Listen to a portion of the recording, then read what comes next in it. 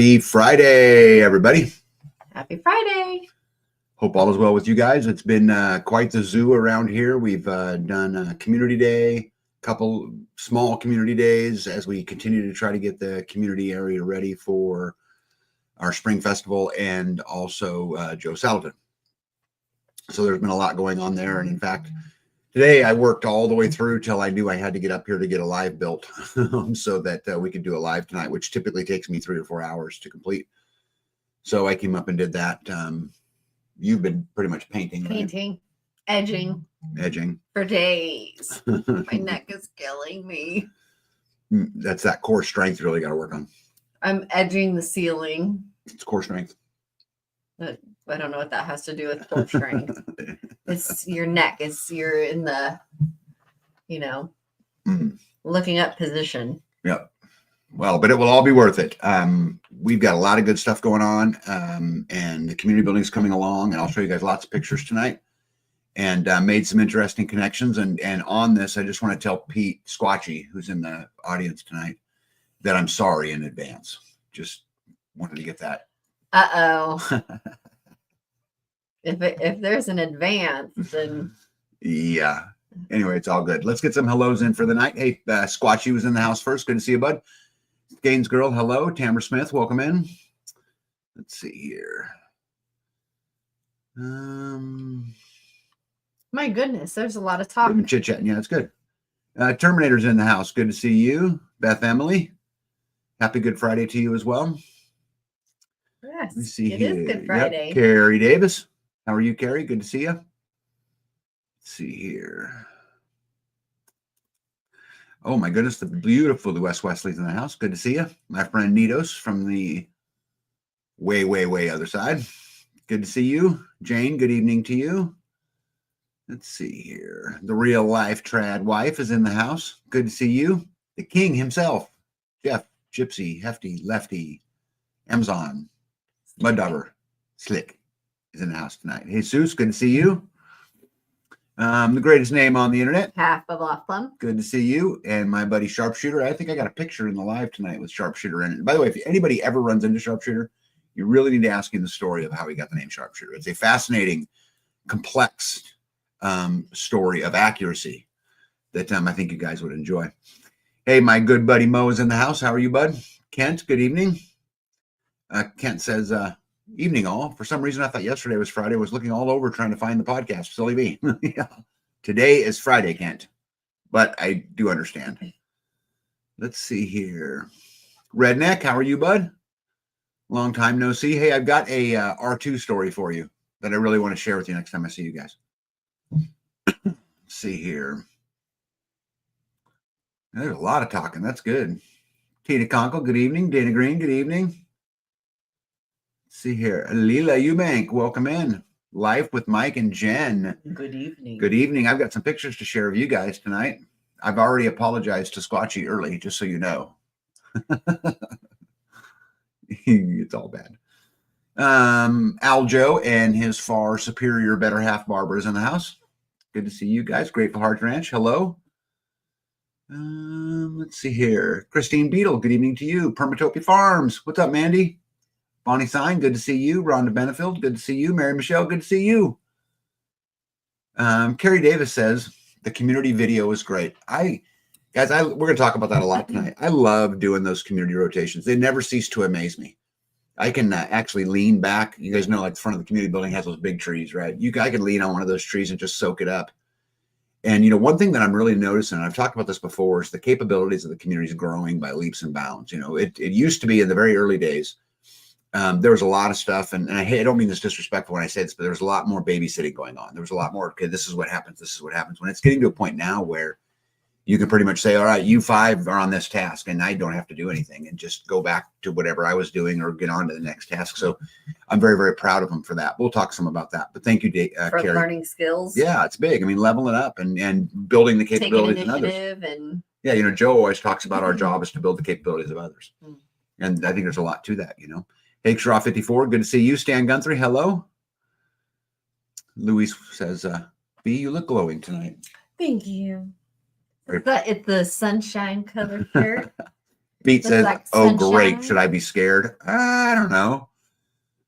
Yeah, no, I wouldn't. Yeah. I wouldn't leave. I think you should Not stick bad. around. It's gonna be fun. Yeah. One more rock. Good to see you. Pete says that video is awesome. I appreciate it. Let's see I here. didn't get a chance to watch it, so Yes, I will watch it. Gaines Girl says, B, you had the most amazing smile. She does have a great smile. Yeah. Lazy Loper, good to see you. I'm glad you're in. Mike with Life and Jen says, definitely scared Pete. Yeah, Barbara said, I loved the video too, especially the community spirit. Yeah, like I said, I can just watch it and watch it and watch it. Mississippi Homestead Journey, good to see you. Gregory Kissel, hello. I think we're all caught up. Good evening. You want to get us started tonight on all your craziness that you've got going on? Well, I've been working at the community building basically daily.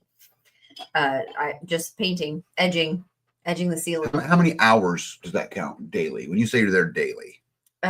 So I get up and do my chores and make you coffee and lay out your clothes and get you dressed and settled. Get your day started. And then I go take care of the animals. And then I do dishes and, clean up the kitchen or whatever from whoever was here the day before. I just asked how many hours. Oh, I don't know.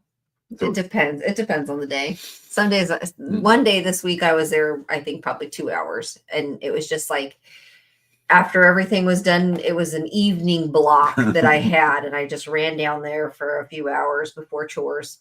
The nights are getting longer, so I don't have to do chores at 4, 5. No, it's almost 7 before I can do before I do chores. So I got a whole lot more time during the day to work. So I had a 2-hour block and I was like, what can I do? Okay, I'm going to go throw some paint on the wall. And how he did it. So he did the ceiling and then he put one board as a trim. And is there 2 boards? Because I'm edging the color charcoal. And there's 2 seams that I'm edging along the entire perimeter of the room. And then on both sides of the room, there are blue or charcoal entertainment systems. And he went over everything one time with the charcoal color. Well, most everything one time with the charcoal color. So there's like I want to live in your world. blotches often. Hey, one more rock. I think I already said hello, but if I didn't, hello. RN, welcome in. Simpler Times Homestead. Afternoon to you. We'll be cool. Good to see you. See anybody here? Let's see here. Terminator says, my snow is almost gone. I've been busy digging holes and putting posts in for my ducks. Also getting ready to build a building for the new pigs and more posts and fencing. Gotta love that. All their snow is almost gone. Yeah, Pete says prepared, not scared. But prepared. Hey, Yoda. How are you? Hey, I really enjoyed G's definition of liberty, not just on the community video, but on the short that you guys did. I thought it was right on. It's not how I would say it, but it's exactly correct. But good to see you. Let's see here.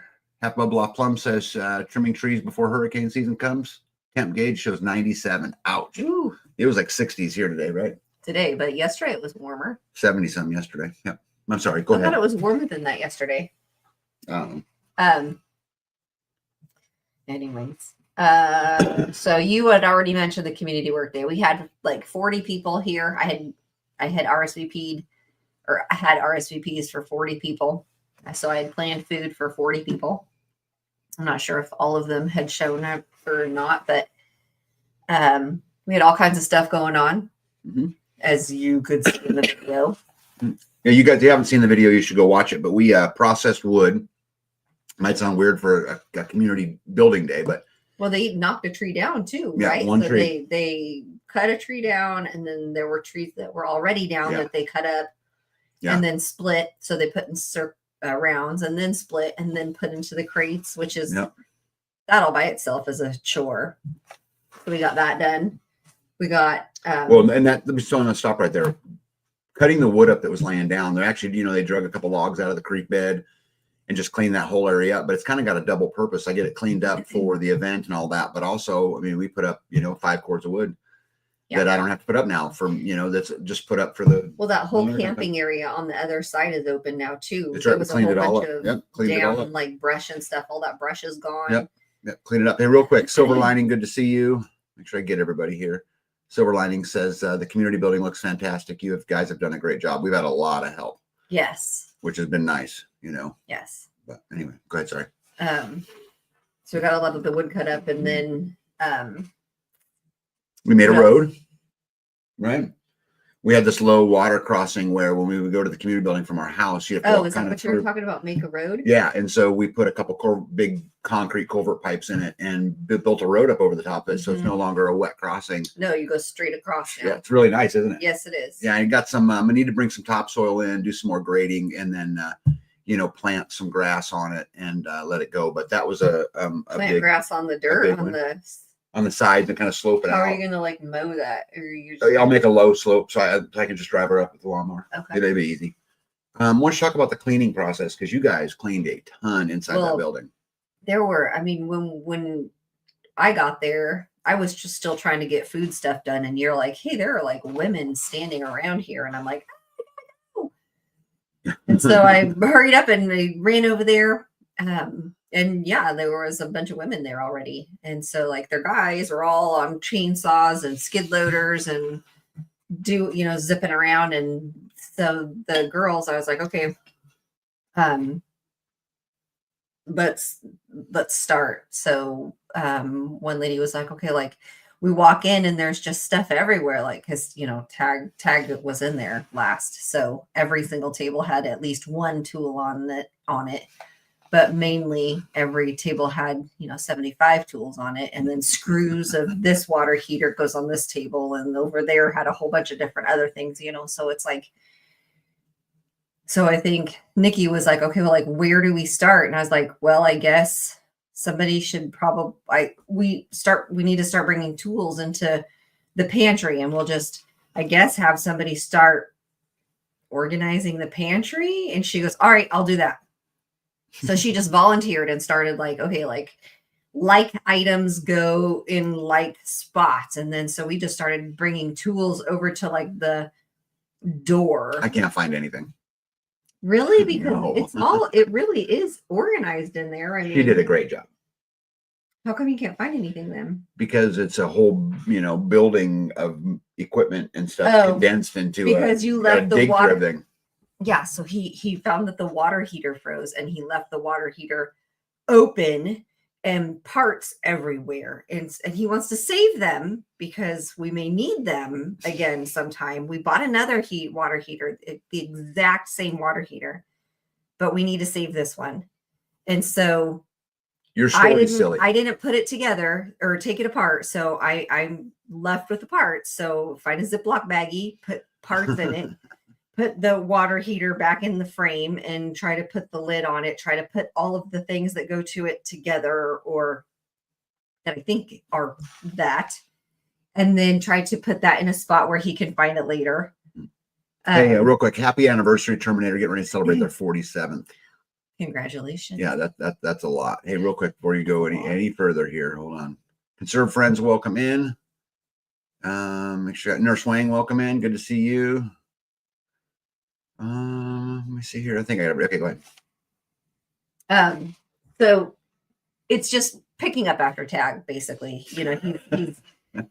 He's built a building, and now it's time to pick up after him. And there were like, I don't know, 25 women there picking up after my husband. Did you get it all clean? Mainly. I mean, we got everything into one room, and even to the part where like I'm missing a part to the stove, and I sent a picture to Nikki, and I was like, did you remember anything that looks like this? And she was like, if it was, here's where it would be. Did you guys take everything out of that tote and look? Yes, it's not in there. Hey, Nurse Wayne's getting ready to celebrate 14 years this week. Happy anniversary to you. Yeah, congratulations. Yep. Hilltop Home Place. Hello, hello. Pippinized. Hello, hello. Congrats. That is a lot of years, Terminator, and you should be very, very proud of that. And Nurse Wang, you should be proud of 14 as well. That's a long time to be with anybody. Yeah. Right. Sorry, go ahead. That's okay. I'm just keeping up with the people who come in. So anyway, we started organizing tools. Yoda says they've all been tagged. He needs a tool shed. I got a big one. The problem is I need all the tools down there. Yeah. And when he's done with it, we'll move all of them out and then I can start filling the pantry. But it's getting there. We're not like plumbing's not done. Electrical's not done. Almost. But you still need those things down there. That's what I'm saying. Like there's nothing that we can be like, oh, we're done with. No. Even drywall, we're not done with because the bathrooms are not done. Silver lining. Go read that. Did she say it takes 25 women to pick up after you tag? Well, the people who hang out with me, who know me well, all of them accuse me of being a tornado. So I can, absolutely get after a project, but I'm a tornado. He does not clean up after himself. I just keep going. So we got all the tools put away, and then we started working on the stove, disassembling it. It got disassembled more than I thought it was going to get disassembled, but it really needed it to get clean to the point where we could cook on it safely, I think. Yeah. What else did we do here? We got the door jambs painted. Yeah, you did a lot of painting. And she did a great job too. Did she? Yeah. I didn't think about it. We did the 2 front doors, not the 2 outside the side doors. So we still have 2 outside door jambs to do. We also framed and built 4 concrete pads. I had 4 pads to pour. The two little wings on the side of the community building. We're building a big smoker that we can cook an entire hog in. And I'll show you guys some pictures. I'm not very far on it yet, but we got as far as the pad goes. And then I needed a pad for my propane tank. So we got that in. The new hot water heat, the new water heater came in, so I'll be able to put it in. And then we can have hot water. Yeah. We also had a big old meal. Yes. Right, which was good. Everybody ate well. And we took all of the brush and everything left over and built this huge stack of wood, which we'll use for our bonfire on the 26th, which is pretty exciting. Weather permitting. Tina Conkle, happy Easter to you and everybody as well. Yes. Happy Easter. Yeah. Skates Girl says, I'm in no position to judge when it comes to tools. It's when I organize that I can't find anything. Exactly. If you leave my tools where they're sitting, then I say, okay, I need a Torx, a T25 Torx, but I know right where it's at. Yeah. I need this, I know right where it's at. But then you put it all in piles, then I don't know where it's at anymore. Yeah. Which is okay. That's not necessarily a bad thing. No, but I mean, in order for it's time. It's time for us to get that stuff out of there and cleaned up. Yeah. We've got we had a community member come over and volunteer her time to 4 days in a row to put contact paper in the shelves. She did all the cabinets. The cabinets and drawers. She did the drink stations, both of those. So that side's done. And then she was halfway around the kitchen part. So, and she's got this watching her, she's got a system down. I'm like, are you measuring that? She's like, yes. And I'm like, okay. And she goes, how do you do it? I'm like, I try to put it in there and try to see how with the knife. And she's like, no. Yeah, she's done a great job. Oh yeah. Hey, and it's perfect. I would like to welcome the Paradise Stanley in. Says you need a Stanley organization method. I do. But here's the thing, Stanley. This is why community matters. Because we all have so many great skills. And I'm going to tell you, our community is full of skills and all kinds of different skills. If you want a barn built, I am absolutely your guy. But if you want the tools to be organized, I'm not your guy. Do you agree? I guess I'm. Yeah. You use your tools. And, I do. And there's so much to be done that you are all over the place. So if you were to collect all of your tools every time and take them home and put them away, I think it would be a lot easier to find. Yeah, no. Pete Squatchy says it's like the Dewey Decimal System. I don't need it that organized. I just need to be able to find it, when I go looking for it. Yeah. Just kind of close out the whole community day. Again, it never ceases to amaze me. We have such a fabulous community. And guys, I promise you, we do not always get along. And we do not always see eye to eye. But it's funny. You get a day like, you do a community work day, everybody just puts their head down and goes. And in fact, it's crazy. We're so productive when we're moving. Well, and we're all working towards the same goal. We're all trying to get the community building done so that we can have our festival there. The 26th is coming very fast, and in order to be able to cook in there and have the table set up so we can fit everybody, I think that we all coming together is a great thing, and it just shows that that we can do it. Yeah, and Stanley has superior educational organizational skills, as Yoda points out. Gregory says, all of my stuff is put away nicely in an unorganized place. Carrie says, B, is there something wrong with all of them, but it's what we can tolerate? 100%. And, I've seen a really interesting quote last week. I actually wrote it on the whiteboard in the community building that said, being annoyed is the price you pay for community. And I really like that saying, because it's, you're trying to get a whole bunch of pirates who are used to doing it all by themselves, all on their own, to try to come together and find a collective way to do something so simple as cook a meal, or something so simple as, build a set of stairs. And so that can be a challenge, right? Sometimes, but it's so great to see that when the time comes and it's time to get busy, now all that goes away and we just go get busy. We just go do it. And I couldn't be prouder of the community. It just never ceases, to amaze me. Mo says Tag needs a tactical mobile tool attack trailer. I do. Jesus says, I'm about ready to buy me a pink tool set just so I can find things. Laugh out loud. I had a well-stocked toolbox when we met. No idea if it even exists anymore. Yeah, I can't organize. It's definitely. Well, tools I have no idea how they come up missing. You're sitting there using them too, and you're just like, where'd it go? Yoda says she has turkeys hatching. Can't wait for Barter the 26th. We're hatching quite a few too. I think Jess is hatching quite a few. What, out of curiosity, Yoda, what kind of turkeys are you hatching? We've got slate grays and Narragansetts. What? We got black ones too. We're like, where'd that come from? LJC, welcome in, bud. Beth Emily says, wow, I'm so impressed with someone who can line shelves and drawers. Yeah, no doubt, huh? And like perfect too. I'm like, she goes, did you look and see what I got done the other day? And I'm like, well, no, I didn't. I wasn't going to inspect it. And she goes, oh, and I went over and I just opened the cabinet and I'm like, that looks really good. You did a great job. Jen says, I have purple paint on my tools. Yoda says she'll have roll palms. Carrie says Tag needs an assistant. Yes, Carrie, I could not agree one. Yeah, the black ones are slate toms, what Yoda says.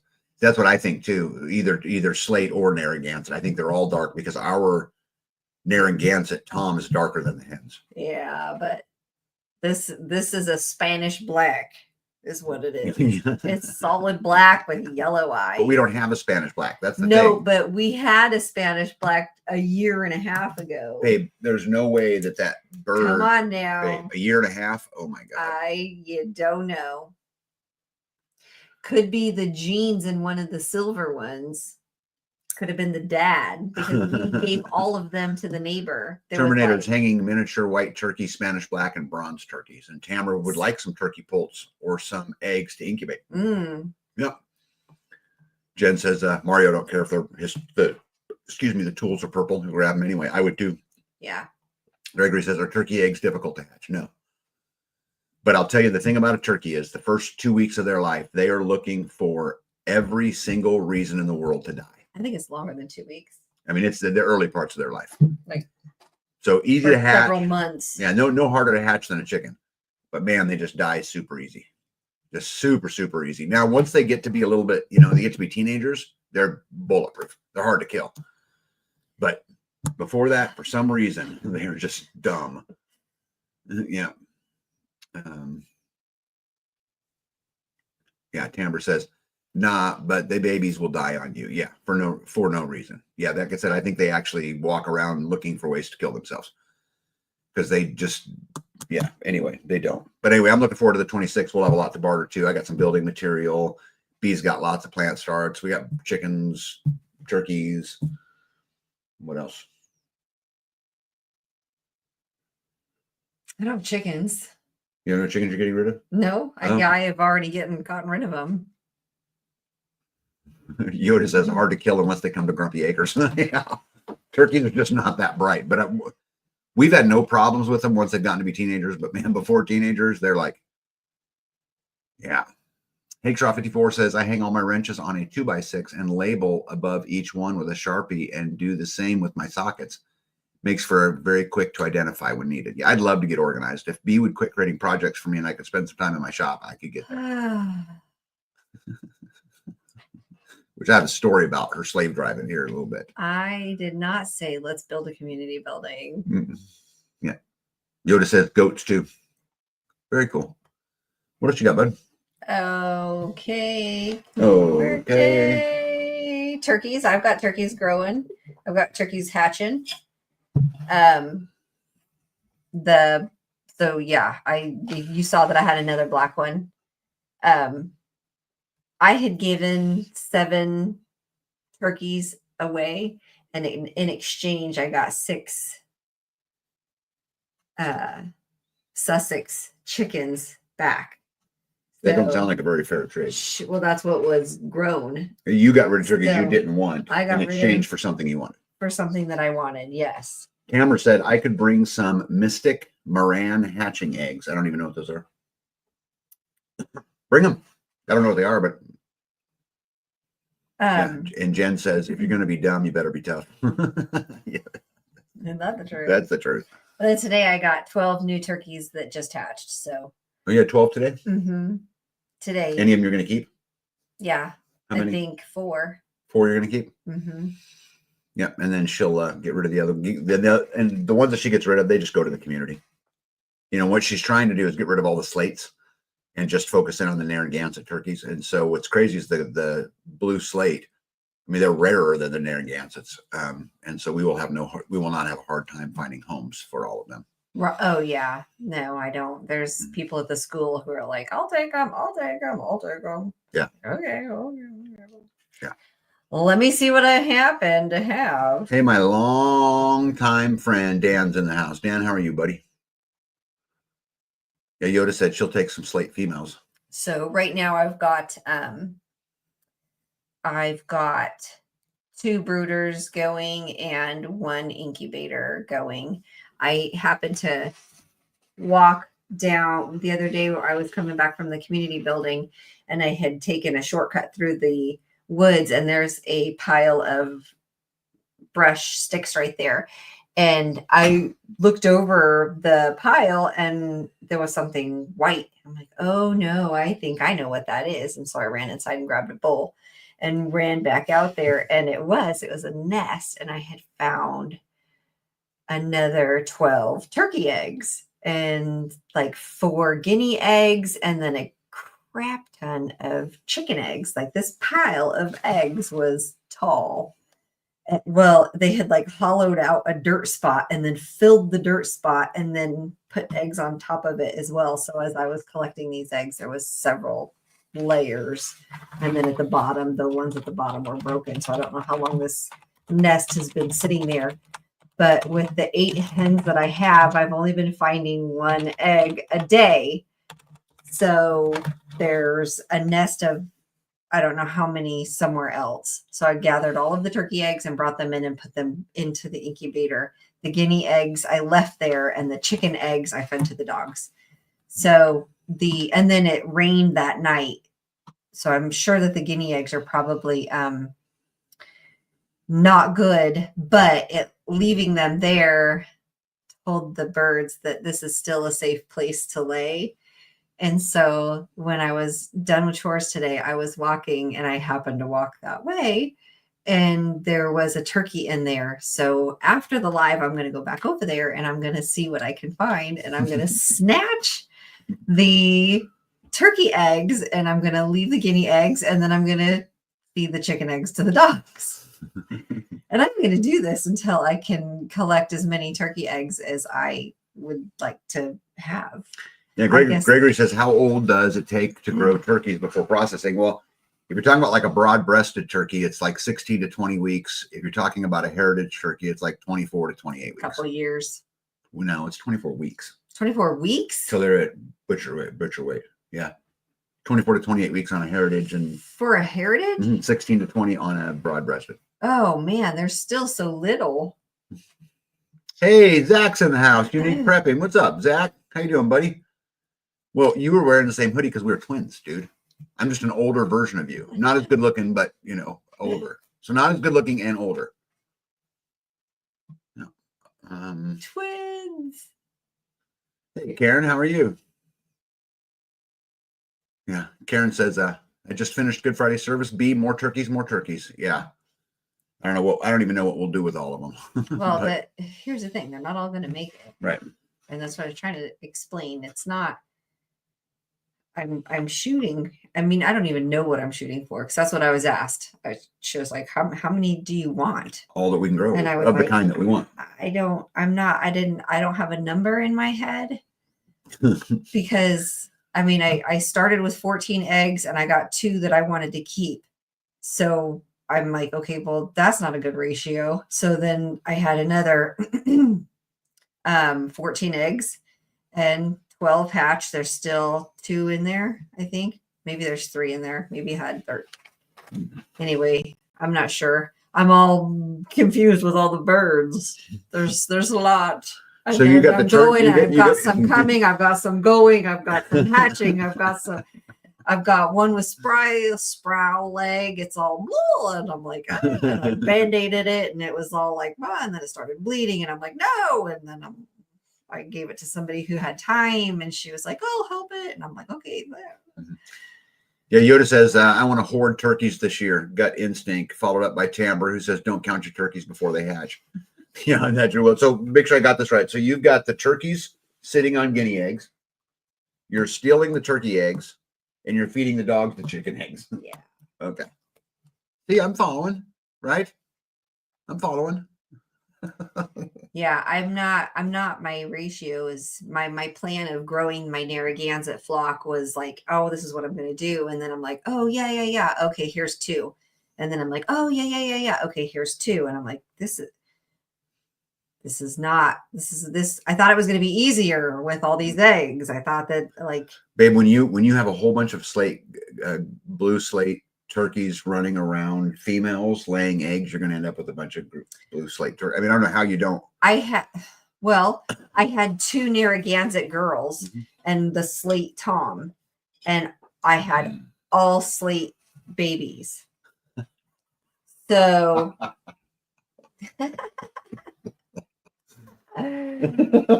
Gary Davis for the win. So I thought if I had a Narragansett Tom, I would have Narragansett looking babies.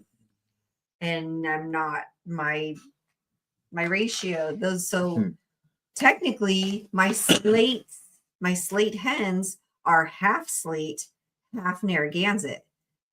So when they offspring with a Narragansett, you would think that it would be more Narragansett than it would be slate because they were half and half. And then now they're 3/4, 1/4, right? Is that not mathing?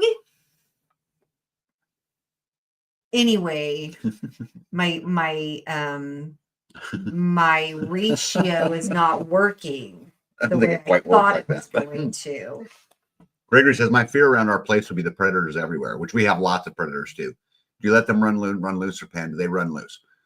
So they have a pen, maybe a good 2 acres that's hard fenced for them. And then the whole 40 acres is fenced, but it's just a 4-foot fence. So they'd climb right in, right out. I mean, freedom's a funny thing, you want freedom for you, but I think I want freedom for my animals too. And losing some to predators is part of the process. It's no different than an apple tree when a deer comes and eats your apples or, whatever it is. That's just, I think, just kind of part of the process. Yeah, Jesus says, B's plan sounds as convoluted as mine would. Yeah. Let's see here. Tag and B, how close are you to Arkansas? It depends on where in Arkansas. If you're in the northern parts of Arkansas, we're probably 2.5 hours away, 3 hours away. If you're in the southern part, 7 maybe. Let's see here. OB, that's just how that works. Yeah. DNA is how it works. Yep. That's right. Depends on what they get, right? Nito says, I have hens that keep escaping laying their eggs all over too. Only problem is if I don't find them, it attracts skunks. Oh. Yeah, but then the skunks come and eat the eggs, and then those eggs don't stink later. Just don't get sprayed. Yeah, skunks. Yeah, don't get sprayed by a skunk, right? I still have that nest up inside the where the water. You better get them out of there. I have to haul a ladder over there. Yeah. Why do you say that like that? I have to do that shit all the time. Yeah. Go take you have a UTV, you have a tractor, you have everything you need. Go get a ladder and go take care of it. Here's the thing. You can't use my words. No. If I'm going to take the time to go and do all of that, why don't you? Somebody needs to fix it. It's it is a bad design if this is a problem. What if there's like 40 eggs back there? How Yes, am I supposed yes. to stop the problem Yes, from yes, happening yes. if it's a problem? It's my fault. Got it. Got We're it. not saying whose fault it is. We'll just find a solution. Who designed it? Simple question. You designed it. There we go. It's just. There we Did go. we know that the birds were going to go up on top of the tank and drop their eggs back behind it? No. But now that we know that and we're going to take the ladder over there to fix it, we might as well Carrie put a said- board up over there and screw it down so that they can't do it anymore. Yeah, I agree, but those eggs are going to get rotten. Carrie Oh, Davis they're rotten. says you need an assistant. Yep, Stan says, I think I saw a bobcat in the woods behind the trailer an hour ago. Yeah, we've seen a couple of them here. There's rumors we have mountain lions here, although I've never seen one. Thankfully. Yeah, Nito says, yeah, once the skunk finds us, then they terrorize the chickens all night. I'm sure we have skunks here. I mean, I know we do. The dogs have been sprayed, but I've never actually seen one. Yeah. But all right, moving on. Those What else you eggs got? are they're getting broken up there. So We'd be better off breaking them. gross. Turkeys. We talked about turkeys. I have Happy Easter on here, but we've already said that Easter. It's Good Friday. So it's also Easter is 4/20 is also my mom's birthday. So I am going to see my mom on Easter on her birthday. We're going to go take her to the casino is having a buffet, and we're going to take my mom to the buffet. In case you didn't know, we are taking my mom to the buffet on Easter Sunday.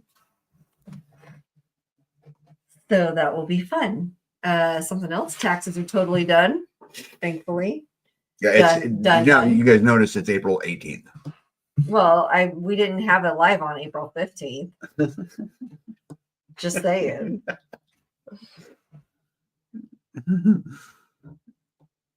Yeah, Louise Wesley says, I can truly attest you have mountain lion. Yeah, I know. Louise, when they first moved here, got to see one, but I personally never have.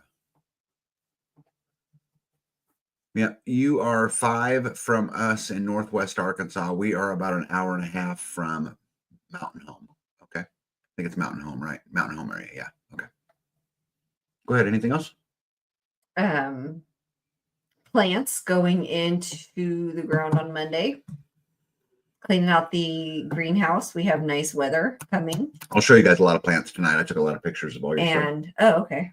Well, then you guys will see that that's like crazy time need to be done. Also working on the menu for Joel. Are you talking about Joel's visit? Yes. Yes, but go ahead. So we're going to do a sit down meal. We're trying to work out the details, trying to do a farm to table meal. We had Tabletop Farms in Missouri, Chillicothe, Missouri, right? Mm-hmm. We're getting some greens from them, some spinach, lettuce, and she said they were going to have beets and radishes and turnips. Possibly tomatoes because they have their houses up and they're growing things already. So possibly tomatoes and cucumbers. And I said, if you guys have those available, we would also like to have some of those for our meal. And then Girl with Dog is going to pick them up and drive them to us. So that will be us all working together to accomplish one fabulous gathering where we can break bread and Have a wonderful. Mo says 420 is happy pot day also, so going to a buffet fits in. Wonderful. Thank you. Yes. Yeah. All right. Anything else, bud? Just working on the menu, trying to Okay. work together with the people that we know to accomplish the meal that we are trying to put together. Yeah, super excited. Tabletop Farms is coming down. They are great folks, and they are absolutely doing it the right way.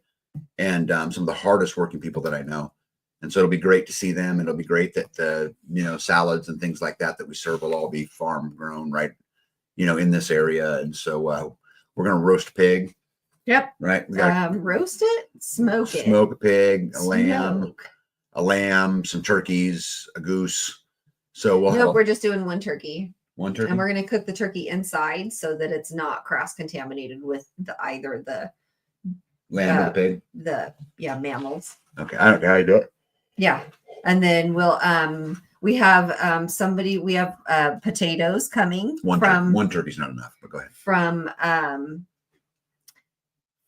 From a farm, so we're not getting it from Sam's Club or whatnot. So potatoes. We have the bread is being baked, homemade. Desserts are being homemade, donated, brought in. So like other people are bringing, or lots of people are bringing desserts to share. And what else? Yeah, everything Tabletop has is awesome, Jen. It's going to be an amazing meal. Desserts. Oh, salad dressings. We're going to make the salad dressings ahead of time. You're going to hand make your butter, right? I need to look into that. I know you had said that. I will write that. He had suggested that we get milk and use it in make the butter and have milk for meals and fresh raw milk. I don't know how many gallons we would need, and I don't know what that availability is. I know that there's a couple of dairies in the area. Well, we have community members who milk cows too, so I know, but you're asking for a lot of milk. Yeah, well, that's a lot of big event. Yes. All right, ready? Ready. Reminder to you guys, April 26th, we have the spring celebration of life potluck, plus dinner. They're going to do an herb seed starting thing, brooder comparisons, presentation, spring plant swap, and barter town social time and bonfire. And what's really cool is the bonfire is everything left over from the cleanup. So it's kind of, again, one of those two birds with one stone. So we'll burn this. Will be just prior to Joel getting there. Cleaning the yard. Yoda said, how much butter do you need? I will, that will let me know how many gallons of milk I need to get from Chris. So we were planning, Yoda, I'll let you do the numbers. We're planning for 100 people. And that's a lot of butter. Hey, the instigator's in the house, by the way. Hippocrates says, it's a homestead or potluck when it's BYOC, butcher your own chicken. Yeah. Jen says, my dandy churn is packed and headed to Arkansas. I'm so excited to make butter. Yeah, I love homemade butter. So we're going to do this 12 days later. Joel will be here on May the 8th, which is pretty exciting. And you guys know that that day we're going to have him going to the school.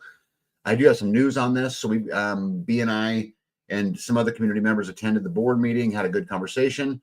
And since that time, the local community has been generous enough that we have now cut the ticket prices in half. So they're no longer $40 to get in. They're now $20. And we're going to try everything we can to get it to be 100% free to anybody that wants to come. The kids are all already free. And you're just accepting donations in order to cover the costs of getting him here, the meal, the porta potties. There's just the cost. Right. His hotel room. Right. Just the cost of to do stuff there. So I'm very excited about this. Again, we're making huge ground just in the last couple of days. I've had a lot of donations. So again, we're at a point where I'm not very far away from just making it a 100% free event. And anyway, we're hoping to get there, but that's the plan. And then the Midwest Parents Project is Friday and Saturday after that. I know a lot of people will go there. I don't know how much I'll be there or not. I got a lot going on right now, but I know that'll be going on. Joel will talk a couple times, but so will Bear Independent, so will William Bond, And then our very own Callie and Jesse will be there. It looks like My Honey's Kitchen will be there. I just noticed her in the picture. Yes. Will be there as well. So she's doing a presentation. I'm assuming. I don't have any idea. Maybe I don't have anything to do with it anymore. I don't know. I don't know what they're doing, what the classes are. I don't know anything. So, and then don't forget July the 5th, we're going to put on a big Freedom Festival. I don't have a lot of the details worked out yet. We're still working on them. I got to get through this one here, and then we'll get on to that one. But that will be coming up too. Well, we've got several first. We've got the May, the 26th, and then we've got Joel. And then Yep, coming up. So part of the community day, we were working on trim at the ceiling of the community building, and you guys will see this on my house too. I'm very big on, I like decorating the soffits and fascias. The whiteboard that you see up there, I'm planning to paint brown, but B likes it white, but I don't like it white. So it just hasn't been painted yet. So it's just primer. Yeah, it's just primered up there right now. So we're working on that. You guys can see I hung some lights out there. Ultimately, there'll be fans, but I don't have time. So I found a pack of 3 of these in the garage. So I just put them up so that there's light out there. Yeah. It was quick. Those things don't take much, to put in. Also been building picnic tables. So this was kind of a funny story. So originally we talked about, man, if I could just have, a picnic table or 2 out there, outside the community building, then we would have additional seating. And if the kids wanted to be outside, or if people wanted to sit outside and they sit outside and smoke and drink and whatever, that they would have a place to do it. So I built 3 of these, and I think I've got, So I just basically built the table. I built it, guys, out of just 4x4s out of Home Depot. These are ground contact 4x4s. That's why they look the color that they look. I built the benches down on the ground too, and then the tops I laid in the composite decking so that it won't rot. They can draw on it. It's pretty much, pretty much there for a long, long time. So, but funny when we talk about, slave driver, and then, B says to me, well, that was easy. Can you make me 4 more? Well, I said 3 would be fine. I don't know if you guys can see it, but every one of where the table meets the legs, where the legs go together, all of it, it's all dadoed. So it's a huge process. I don't know what that means. Well, what I'm telling you is I know what it means, and you clearly don't know what it means either, to say that it's just super easy. It's all dadoed. It's okay-doed. It's dado okay-doed? It's okay-doed. Oh my goodness, I want to live in that world. So this is us building them, as you can see. So the dado, babe, like, see that middle? If you guys look at the legs, see the middle one, how it sets up into the wood? That's referred to as a dado. Mm-hmm. And so there's, 6 of those just on the legs, and then they're dadoed into the ones above them. So, that's 12, 13, 14, 15, 16. So there's 16, and then you got the end pieces, which will have them. So that'd be 19, 20. So there's 20 big dado cuts per table that I got to put up there. That's a lot. Oh, and then there's 8, 21, 22, because there's that I thought center. You were singing. No, I'm not singing. Yeah. Yeah. 3 would be fine, but 7 would be better, says Jen. Yeah. Yeah. And Pete says, super easy, right? Yeah. Uh-huh. Super easy. Yeah. I'm no longer sorry, Pete. Yeah. You're it's supposed to be the bros before, the whole story, right? Anyway, so this is Jess and Joe from American Roots, and B, I have no idea. It looks like she's building a table, but I promise you she's not. I'm trying to figure out how much of the overhang that I should direct you into having on the picnic table. I was trying to show you how to do it. Squad, you said just make 10. Oh, like an even number? Yeah. Yeah. I don't know if you could fit them all on the deck or on the porch. You might have to extend the concrete a little bit in order to put some of those on there, which would then allow 100 people out there instead of just, I don't know, did we get? We said 40 out there. Yeah. We could do, if we had that many tables, we could do 40 people out there. Sharpshooter said, I've been told everything's easy once you know how to do it. Oh yeah. Once you know how to do it. Yeah. But you still got to move the saw. You still got to pick it up. You still got to make the cut. Right. You wouldn't have to pick up the saw if you did them all in the same day. Just leave it out there. Yeah. Gypsy said, think of your heart tag. He thinks you're going to work me into my deathbed. No, we're going to get that heart pumping in order to get that heart going, deliver that oxygen. Yeah. Get that venous blood. Real life Trad Life says, if you want to make me one, I'd take it. They are very nice. I would absolutely make you one. Yeah. We need to get you a deck built around the house. On her house. Yeah. To have the deck go all the way around. Yeah. Nito says like you don't have enough other stuff to do. Right. Yeah, right. Especially right now because we're like on crunch time trying to get. Yeah. Trad wife says if you have extra time on your head. Well, so here's the thing on your head. Maybe what Sharpshooter and I need to do, Trad wife, is get a big assembly line going, and we'll just make them all in one big swoop and be done with it, right? Yeah, it's easy is coming back on you. It is easy. It just takes a long time. Yeah, it's super easy. It just takes a long time. Yeah. Jen says, you guys says it even doesn't. It is. Yeah. Which is also an even number. Hey, Tulip Little Angel, how are you? Good to see you. Says the porch came out awesome. Yeah, super cool. Yeah. No, I'd be happy to make you one. Pete says, make a kit and raffle them off. Yeah, Nito says, that was my point. The 26th is soon. I know. I'm living it every single day. I wake up in the morning, open my eyes, go to work. Till it gets dark, try to get something to eat, go to bed. Yeah. Yoda said, I'll take a table. That would be awesome for the outdoor kitchen. David Strom says, hey guys, what part of Kansas are you at? David, the closest big town would be Topeka. I'm about 30 miles north of there. Okay, where are we at here? Let's get on to the next slide. So this was Community Day. I just wanted to share this picture. Yes, I know it's not safe for all the safe haters come in. You guys, if you guys know Jesse from, Callie and Jesse is kind of a wild man. And whatever project we have that you're the absolute highest off the ground, that's where he wants to be. So that's where he's at. Yeah. So if we're going to boom a roof, he's at the peak of the trusses, dancing up there. But he put like dome buildings up. Yeah. He like constructed them. Yeah. So they needed to move some fiberglass rebar over for those, those pours. And that's Indiana Mike and Jesse having a little bit of fun. With the rebar. Yep. Hardway Alaska, how are you? Says, there you go. Sell them off after the gathering. No, because then I got to build them again. Right. We, Hardway Alaska, we have people at the community building all the time. We have people, not just at the community building, here at the farm. It's not uncommon at all to have people here every single week of some kind. Every day. Yeah. Tag, do you deliver to Maryland? Yeah, you guys. Yeah. Hippocrates for the win. Safety third. Yeah. Jen says, tightrope walker for sure. Yes, he is. He is 100% that. These are some of the concrete pours that we did. So as you guys can see, these had two little wings to pour out on the side of the building. There's one, there's two. And they were actually left like that because we were going to put ramps on these sides in order to angle them down. The original design had a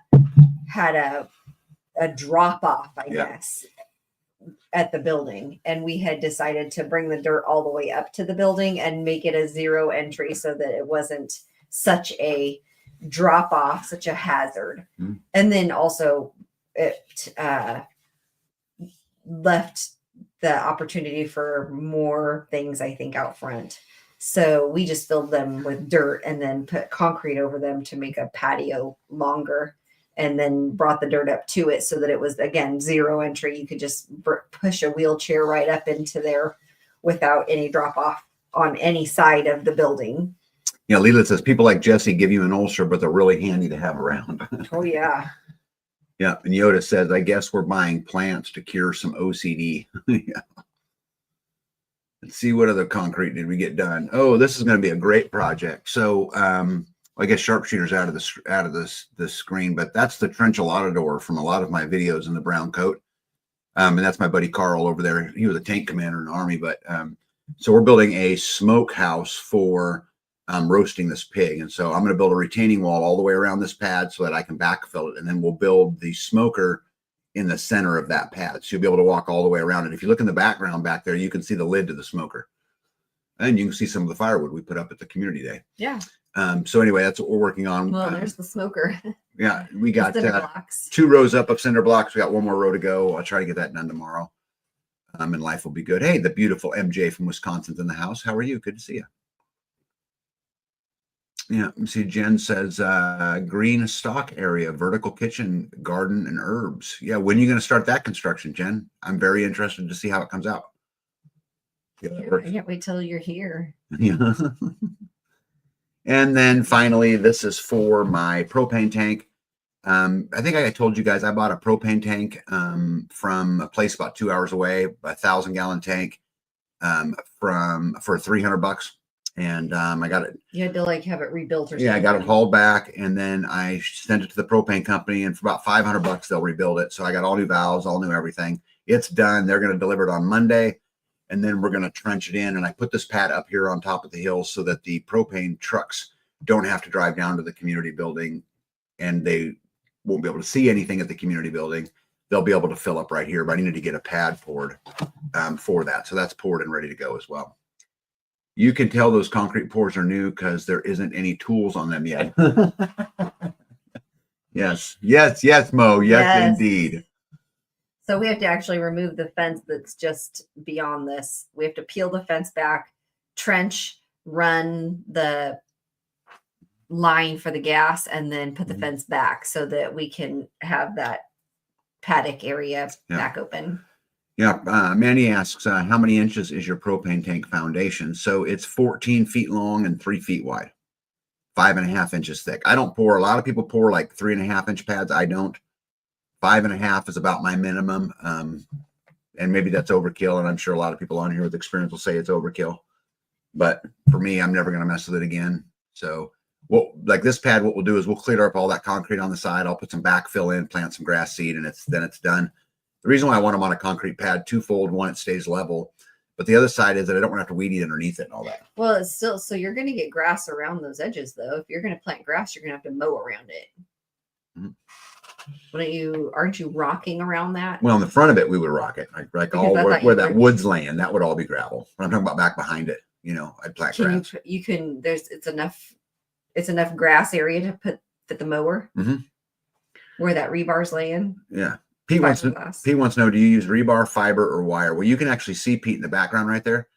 Those are 1/2-inch fiberglass rods. And I typically like to pour and use fiberglass rods is my go-to. I use some rebar.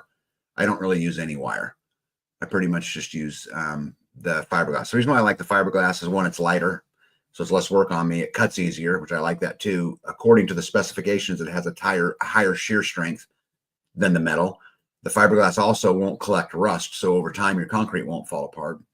And so specifically on pours like this that really don't need to support much, I would go fiberglass 100% of the time. I must have missed something, or they're boxed up and ready to go into the truck next to the speakers. What is boxed up? I must have missed something, Jen. Help me out. Green stock area, vertical kitchen garden. Oh, maybe that's what she's talking about. Maybe, I don't know. All right. B, why don't you talk about this? These are the burners to the stove and the regulators also. We had during the community work day, these were sitting off to the side, and we had a community member who had asked if we wanted them to take these home and sandblast them, right? So he sandblasted these grates, I guess, burners, and then the regulators back on the other side. He wire wheel brushed them because he didn't want to get I think I got another picture sand into the where the gas comes out. Yeah, so this right here, I'm missing one of those silver plates at the bottom. Regulator. Isn't that whole thing called the regulator? No. So see, babe, the metal, you can loosen the screw, and then you can open and close it, letting more or less air in. And this is how you control your flame. You see this? Yeah, they're set different. Yeah, and so I would go and set them all the same, but you're just missing that cover. We're going to have to order. So. And Jen says green stocks. It'll come up. Come on. There we go. Green stocks. Yeah. So he wire wheel brushed this part of the stove. These are all ready to go. I just now need to get the actual stove part done. And I was just waiting for a warmer day because I didn't want to be working out there cold. Yeah. So you guys want to hear something funny about that? So she didn't want to work outside where it was cold and wet. But guess what? She had me doing today I didn't outside tell you what to do. when it was cold and wet.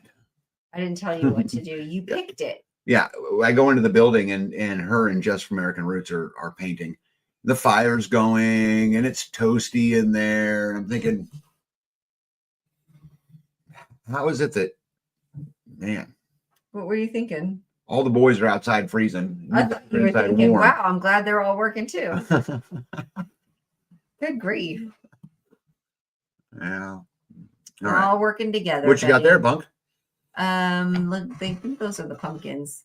Those are the Big Macs pumpkins in the front, and then behind it are I think those are squash. There's a table squash. There's a pumpkin. There's a cucumber. Oh, those are probably the cucumbers back there. So Big Mac's pumpkin. Huh? And then the tobacco's next to what it. happened to my picture? Hold on, let me see here if I can change this. Oh, because of... That's a little better. Not really. So that's the tobacco in first picture. Well, that picture's horrible. Comfrey. It's comfrey. And then those are cucumbers. See, I'm going to skip those pictures. All right. Those are all elderberries. What do you got there, bud? Those are the elderberries. And then there's a peach tree. We don't want that one. How about that one? There we go. Pear tree, peach tree. There's a... These are Bee's food forest, and things are finally starting to come up. Mm-hmm. And man, did it look good. We're going to have a really good one this year. They look great for the start of the year. And again, we're just at the very, very beginning. Oh, that's something I could do. Elderberry clippings, because those are... You should write it down. Mad. Yeah, for the 26th. Mm-hmm. Yeah, clip some elderberries for everybody. That'd be good barter. And you got lots of turmeric. I don't know if somebody else is doing that. Mm-hmm. Yeah. What's that? Yeah, we had 172 turmeric starts. Mm-hmm. That's looks like gooseberry, right? Mm-hmm. No, that's the elderberry. That's the elderberry, yeah. Yeah. Yeah, so they are coming in good. That's all horseradish. Horseradish. So that's something that I could possibly share. Mm-hmm. Jesus says, my elderberries are starting to bloom. First time growing for me, and the blooms smell amazing. Yeah, we love elderberry. We grow a lot of it. Bee puts it into syrups, and we eat it on pancakes and also take it when we're sick. I tried to. That pancake syrup didn't turn out right, I don't think. No, the year before that was great, though. I don't know what the difference was, but... Hey, that's true. Yeah. What is up with my pictures? Anyway, the potatoes are coming up. Yep, potatoes. That picture's upside down. What's that? That's a gooseberry. No, that's not. That's a curry. A curry? Mm-hmm. No. Currant. Sorry, not curry. Currant. That's the currant? Mm-hmm. Curry. I wish it was curry. Yeah, Janine Gunn says, I need turmeric starts. If you're bartering them, we will be bartering them. Bee will have a bunch of them. If they can get them to start. Yeah. I've been planting some green stalks for the patio since we did the groundwork. By we, I mean you boys. Right. You guys were managing it, right? Yeah. What's that? Rosemary. Rosemary. What's that? Lemon balm? Well, no. I thought it was a Monarda, but I think I was told it was not. I went ahead and planted that from the greenhouse. I'm not sure what it is. But it was pretty massive in the greenhouse. Yeah. Permatopi Farm says, last year I have a lot of elderberries, but grasshoppers was eating most of them. Oh. We don't have really a grasshopper problem up here. No, but we have a lot of chickens. Oh, that's true. And our chickens love grasshoppers. That's true. And they chase them around a lot. Chase them. Yeah. Man, what's up with my pictures? All right. Why don't you talk about your chicks? Here, I'll get rid of us so that you can. There, how's that? So this was my first. Yeah, so these are the chicks and Bees brooder. No, so well, they're not all chicks. They're turkeys. So those are turkeys and then chicks. So like 1, 2, 3. There's 3 Sussex chickens in there. 1 white chicken or yellow chicken, and 1 or 2 black chickens. And then there's a black turkey right here in the very center with the white head. With the yellow, it's bright yellow head. And then those slate 1, 2, 3, 4, 5 in this picture. And then this at the very top, this one is the one that had the spry legs. Yeah, Rhonda Benefield says birds get a lot of our elderberries. Yep, and Dan says grasshoppers are great trout bait too. Yep, Dan and I in our youth fished a lot, mainly for rainbow trout up in Colorado. With grasshoppers. Whatever we could get. We were so poor, we would take anything we could get to go fishing. Like Right. worms, go dig up worms, go. Yeah. Jen says it looks like bergamot. Bergamot. Yeah, that's what I want. I knew I wanted it. No, and here's some other ones. I don't know what happened to Those my are pictures tonight. Really bad. Yeah. So Anyway, this very first picture, this is the ones that are in there right now, right? Those are the ones that just hatched yeah, right now today. Yeah, the ones on the left were ones just hatched today. And then the other one that's upside down looks like brown spots. Those are the Sussex that I don't like those pictures. I traded. Oh, hold on, let me go back. There we go. Anyway. All right. Oops. Man, I'm just a mess tonight. Anyway. So farm life's going good, right? Yeah. We got everything kind of trucking. Yeah. Right. I want to tell you guys that one of my favorite things about having a YouTube channel is we've been able to help many of people make connections all over the country, and not just others, me. I mean, Permatopia Farms is in here tonight, which is a Mandy who I met at a online, but then actually met in person at the Self-Reliance Festival when I was down there speaking. Got to have breakfast with them, and you just build these incredible bonds, and along the way you just meet some really, really great people. Well, if you guys remember from last week, we connected right here on our live. We connected Life with Mike and Jen and Squatchy and Lazy Loper because they were in the same area at any given time. And they sent me some pictures. And, you guys ever have deja vu where you think to yourself, man, that picture just reminds me of something. I just can't place it. Anyway, I figured it out, and I'll share it with you guys. Red Flyer Media says, see you in a couple weeks. Oh, cool. Oh, good. Yeah. Silver Line says, looks like Medarda. Menarda. Mm-hmm. Yep. So anyway, I want to share some pictures with you guys here real quick. So these are wonderful people, right? This is Life with Mike and Jen, Lazy Loper, and Squatchy, right? Which one's which? Yep. And they got to hang out, and they sent me some pictures. And guys, I just have to tell you, like, every one of them just absolutely make me smile. Now, this picture is probably my favorite because they're both wild men. And I've got to hang out with Mario a lot. I've got to talk to Squatchy a lot, but this is like, just wild men. And it's absolutely great. Yeah, look at that. Pete says, is that what we look like? Yeah. Yeah, so this is just absolutely great. I just want to make sure I got the right picture. But remember I told you guys there was deja vu, right?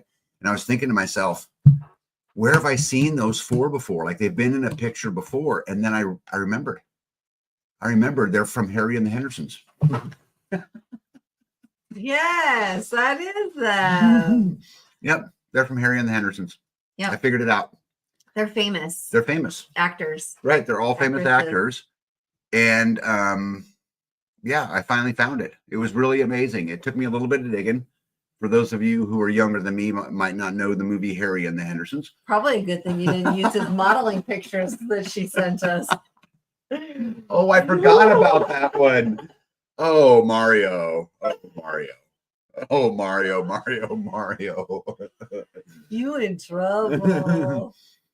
Yep. Jen says we had such a fantastic day. I know you guys did. Yeah, Lazy Lober's laughing. Pete loves it. Good. I'm glad you guys were lighthearted. This was a lot of fun. It took me about 5 minutes to build, but it was fun. And I'm so glad you guys got to connect. This world is full of absolute fabulous people. If we'd stop letting the divide get between us, and to realize that deep down in most people, are just fabulous human beings, and they're just looking for family just like the rest of us. Even the giant ones. Yeah, even look at how tiny her hand is. Yeah. I thought I got her head placed in there real well. It is. Yeah, you think? Yeah, I think I got them all pretty okay. What do you think? You did a good job. Okay. Anyway, I thought you guys would like that. It was fun for me. No disrespect, obviously. Just fun. Right. Right. All right, moving on. Hey, I wanted to share this, guys, with you. Rustic Ridge Gardens, who's in our lives a lot.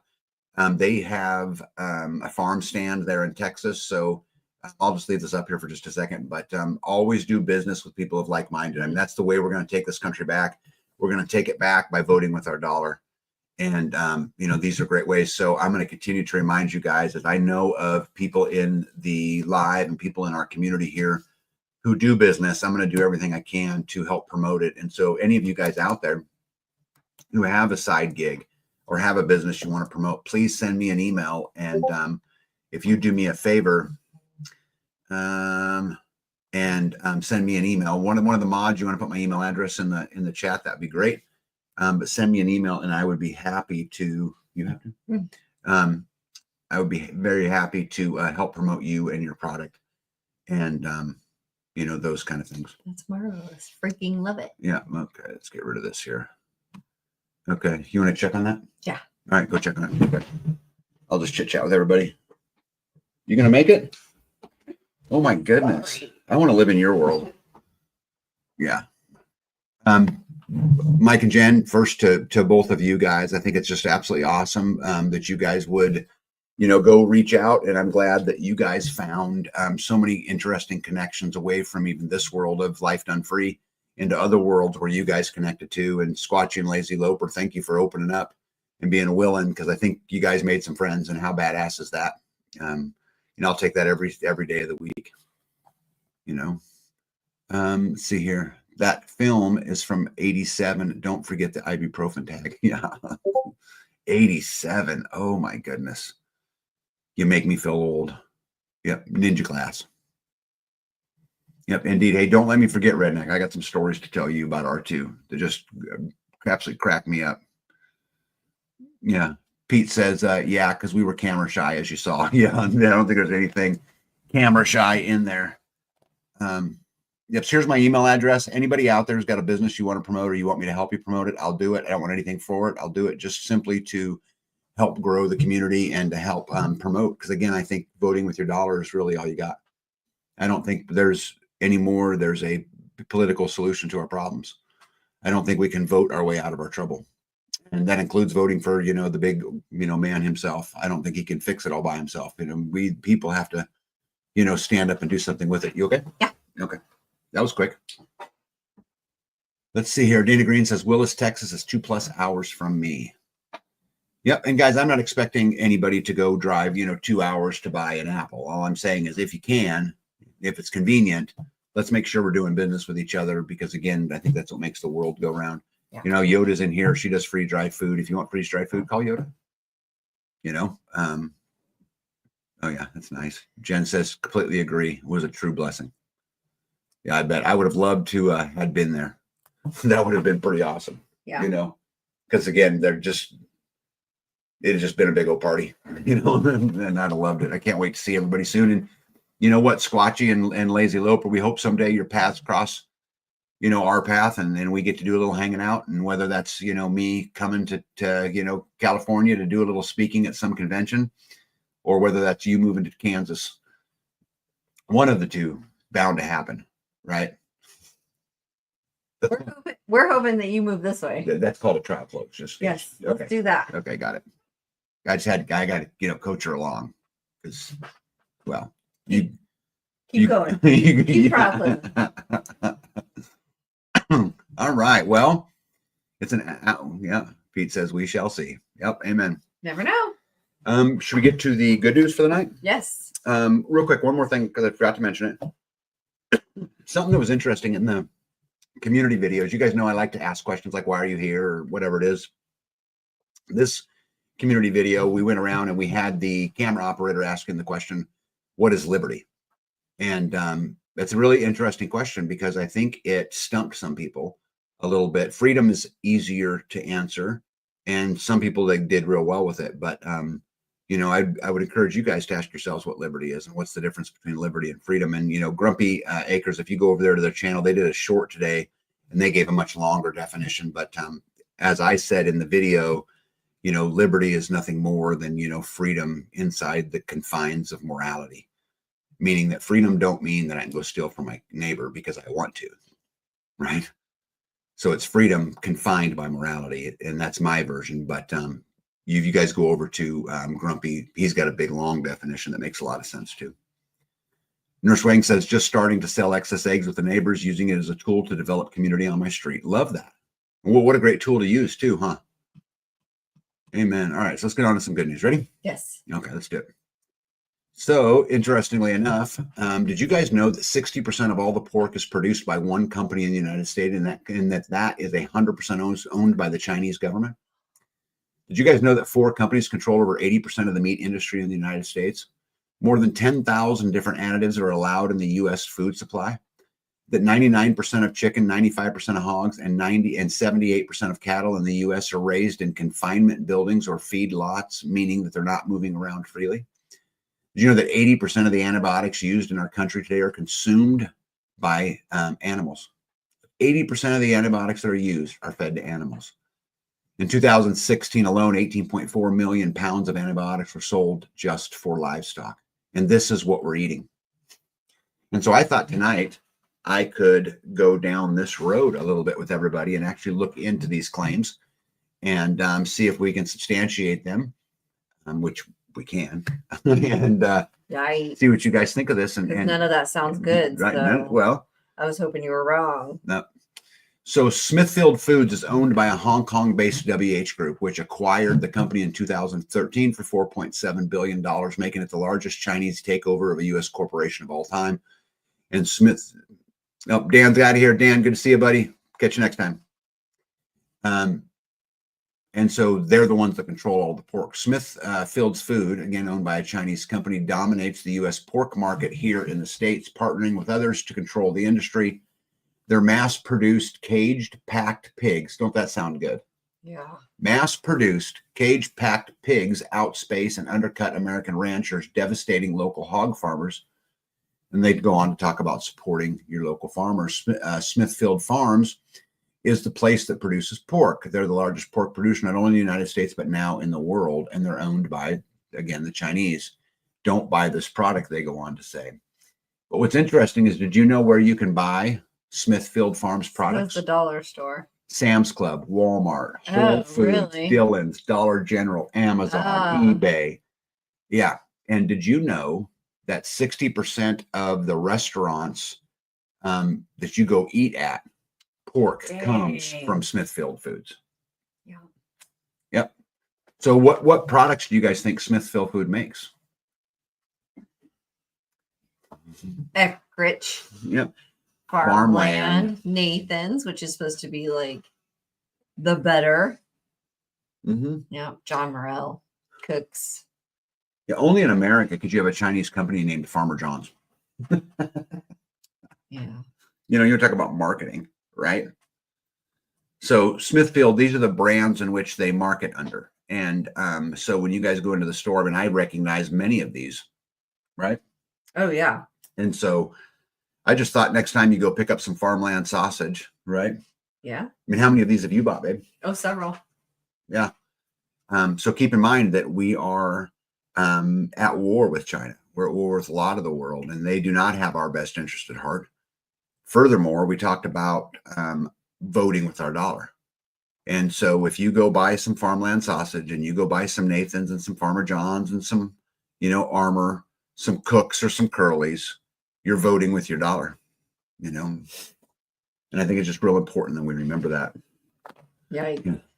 Hippocrates says, Smithfield Foods or Washington, D.C., who's got more pork? Yeah. They're kind of all working together. Well, and two, like, what is it that you're eating? It's not. It's the exact thing that we're trying to get away from. Well, and it's the same country that's now been proven that produced a virus that came out of their lab.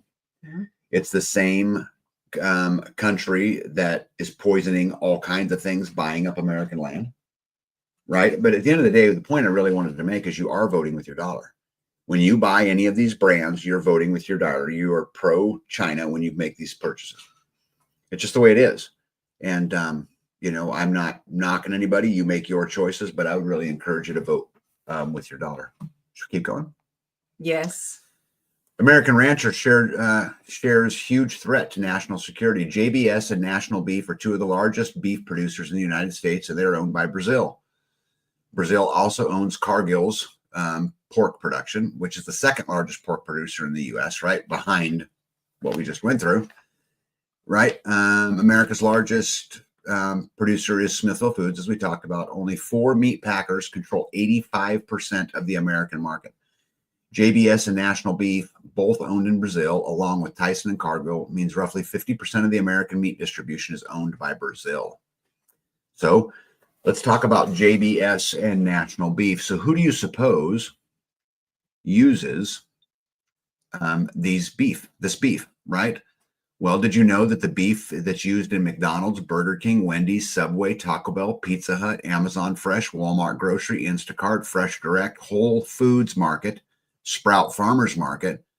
I can't pronounce that one. Local. Yeah, I was going to do the Hispanic Oh. car. I don't know what it's called. Kroger, Publix, Safeway, Albertson, Winco, Hy-Vee, Meijer, Costco, Sam's Club, BJ Wholesale Club, Swift, 1855 Blue Ribbon, Swiss Black Angus, Certified Angus Beef, Pilgrim's, Just Bare Chicken, Golden Plum Rose, Pier 33. We did that one already. Pilgrim's, Country Pride, Clear River Farms, all are using this same stuff. And did anybody find it interesting that Webstaurant Store, which is a restaurant supply store and a big one, uses them? US Foods, if you're going to open a restaurant and you have someone delivering you food to your back door, US Foods and Webstaurant Store are two of the top, two big ones in there. Walmart uses them. Did you guys know Omaha Steaks? Yeah. It comes from there. That's supposed to be, Omaha Steaks is supposed to be like, that was supposed to be premier. Well, yeah, they're raising a feedlot, standing in their own shit, their own, stuff from right. I mean, they're raised in a cage. They're not raised out there eating in grass. This is why we do business with our local farmers. That's why you go buy a cow. I've also found it super interesting that one of the products on the list was Hebrew National Hot Dogs. Right. So I did some digging. I thought, well, that sounds one of the better ones. Yeah. So anybody guess, without Googling it, can anybody guess what percentage of the population in Brazil is Hebrew? Since they make Hebrew National Dogs. I can't let it go too long because I'm going to look it up. It is 0.5%. 0.5% of the population in Brazil is Hebrew. I also find that interesting. I have no idea where I'm at in the comments. Okay. Even more important that we grow and process and prepare our own. Right. Couldn't agree more. This conversation is essentially the point of Joel's book, The Marvelous Pigness of Pigs. But on a faith perspective, if you take KFC to the church potluck, right. It'll be very interesting to me to see what, if anything, changes in our nationwide standards for food, chemicals, additives, and purity. A president is up against billions in opposition to change. He is, and we haven't seen change yet, right? Jesus, zero, right? David said 1%. Lazy Loper said 80. Yeah, it's 1/2%. Absolutely crazy to me. It's crazy to me that this is what we put in our bodies, that we, have traded our freedom and we've traded our health for convenience. That's all it is. Yeah, I'll just run through the drive-thru real quick and get grab a quick hamburger. That's right. And it's not even a hamburger that if I had a choice to have on the shelf, if I went to the store and had all of these options, that is not the one that I would pick. Yeah, well, how many of you who are trying to eat healthy buy your foods from Whole Foods Market or Sprouts Farmers Market? Right. Because they're getting them at the same place. Fresh Direct, right? What a scam. What a scam. It ain't no better than buying it at Walmart. It's the same stuff. It's the same beef raised in the same yard, standing in its same shit. Because only 4 of the meat packers control 85% of Americans' market. Right. 85%. Yeah. David says, I think they're poisoning us on purpose. I agree with you, David. I think that a weak and sick population is very obedient. So in this situation, is it Brazil that is poisoning us? Because this is both owned by Brazil, Mhm. along with Tyson and Cargill. Yeah. So that's about 50% 50%. Yeah. So I don't know. I'm not going to sit here and say that I think Brazil is saying I want to go poison people, but Or China. or China. But what I do think they're saying is, how do we make the greatest amount of money? And that's by putting less money into the feed, less money into the care, less money into, right? They're trying to get out and make the greatest amount of profit they can make because they don't care about the human populace. Use the byproducts. That's right, because it's cheaper. Put 100 head of cattle on that lot instead of 20. That's right. They're in their own filth because they can't move anywhere. Yep. Hubby threw old bread out last week, put it out for the birds. After the lawnmower hit it twice, and 7 days later, it's still there, just saying. Oh my gosh. Yeah, they don't want to eat that stuff. Well, it's not decomposing either. Right. Even after the lawnmower hit it. Come on now. Poison food helps the pharma folks. Endless cycle. Yeah, pharma, they're not trying to create cures. They're creating customers, just like we always talk about, right? Yeah. They're trying to. Yep. And to set us up to be controlled by food. Yep. What a better way to win the war. 100%. Well, you don't have to fight it, right? You just, as Silverline says, control the food. That's the thing, guys, is that a sick populace is an obedient populace, right? Because we're looking for them for the help, right? Mega corporations all own each other. The people who are pulling the strings are hidden. Yeah, totally agree. Let's see here. Squatchy says, look at lamb. How are they growing, processing, and shipping here from Australia and New Zealand so cheap? Well, when you don't care about the nutritional value of your product and you're sending it to some other country, I think it's easy to step away from it and not care quite as much. I would think. This is why America needs to secure its own food supply. And let's take that a step further. As you guys know, I live in Kansas. Kansas needs to secure its own food supply, right? My county needs to secure its own food supply. And then all the way down to me, I need to secure my own food supply. I was going to say ourselves, our neighbors, yes. Yeah, but imagine if, like, let's say for an example, let's talk about cheese. Not everybody's going to make cheese. I have tried to make cheese. But I can go to Walmart and I can buy Kraft cheese. Yep. Or I can go to the Alma Cheese Factory in Alma, Kansas and buy my cheese. Technically, you're not buying cheese. You're buying processed Walmart cheese product. Right. Right. Or we can make it here. But I'm just picking on cheese, right? I'm just saying that even if you're not going to make it, find a local source. Again, even if you're supporting a farmer, guys, it helps them so much to get the middleman out of the way. Yeah. And pay cash. You know how that helps them? Yeah, because here's the thing: if they're making cheese, they're probably making cheese for themselves, and if they're making cheese for themselves, then they have extra that they didn't get eaten. That's right. So if they could sell that, just like us with our eggs or with the so and so in their bread, if she's already making bread for her family because that's what she wants to do with her time, and she makes an extra loaf or two, and she can sell those extra loaf or two for the same money that it would take for her to buy the ingredients to make her family's loaf, then she is now making her bread and getting the ingredients taken care of just by making an extra loaf or two. And so there's a quote attributed to an African president back when GMOs were new. When offered for his starving population, he said, just because they're hungry, we should poison them. Should we poison them? Should we poison them? Just because they're hungry, should we? And taking full responsibility for ourselves, we are poisoning ourselves by allowing them to. Being intentional is important. Skills in community is important. Guys, community, I'm telling you guys, community, without it, it's not possible. There's too much to do. Creating your own food supply, I'm talking about 100%, is super, super hard to do. And this is, again, why community is important, because we can all take, a different piece of it. Tamara said you can get cheese from Azure Standard. Yeah, and I know that. But I was using cheese as an example. I could also use the thing peanut butter. We don't grow peanuts here. Well, we have, but yeah. But like right. So where are you going to get it from? I mean, that's what I'm saying. We can search out and find a more local source. And if it's not from here, like oranges, we can't grow here unless it's in a greenhouse or something. But we probably wouldn't have a large orange diet, right? Hey, Alabama says the local farmer I buy meat from lost all of their lambs a few weeks ago to liver disease. The butcher can't return it to them because it already had the USD stamp on it. again, this is why you butcher for yourself. Here on our farm, we don't sell anything off our farm. Everything we do is for our own consumption. And obviously we'll give to our community and those kind of things, and that's why we do it the way we do it. Butcher for yourself, you won't have a lot of these problems, right? Let's see here. And they aren't licensed to do their own butchering. Well, here we can do butchering ourselves. I don't know what every state's like, but we can for each ourselves. state has their own license. I don't know. You can't do. I don't know.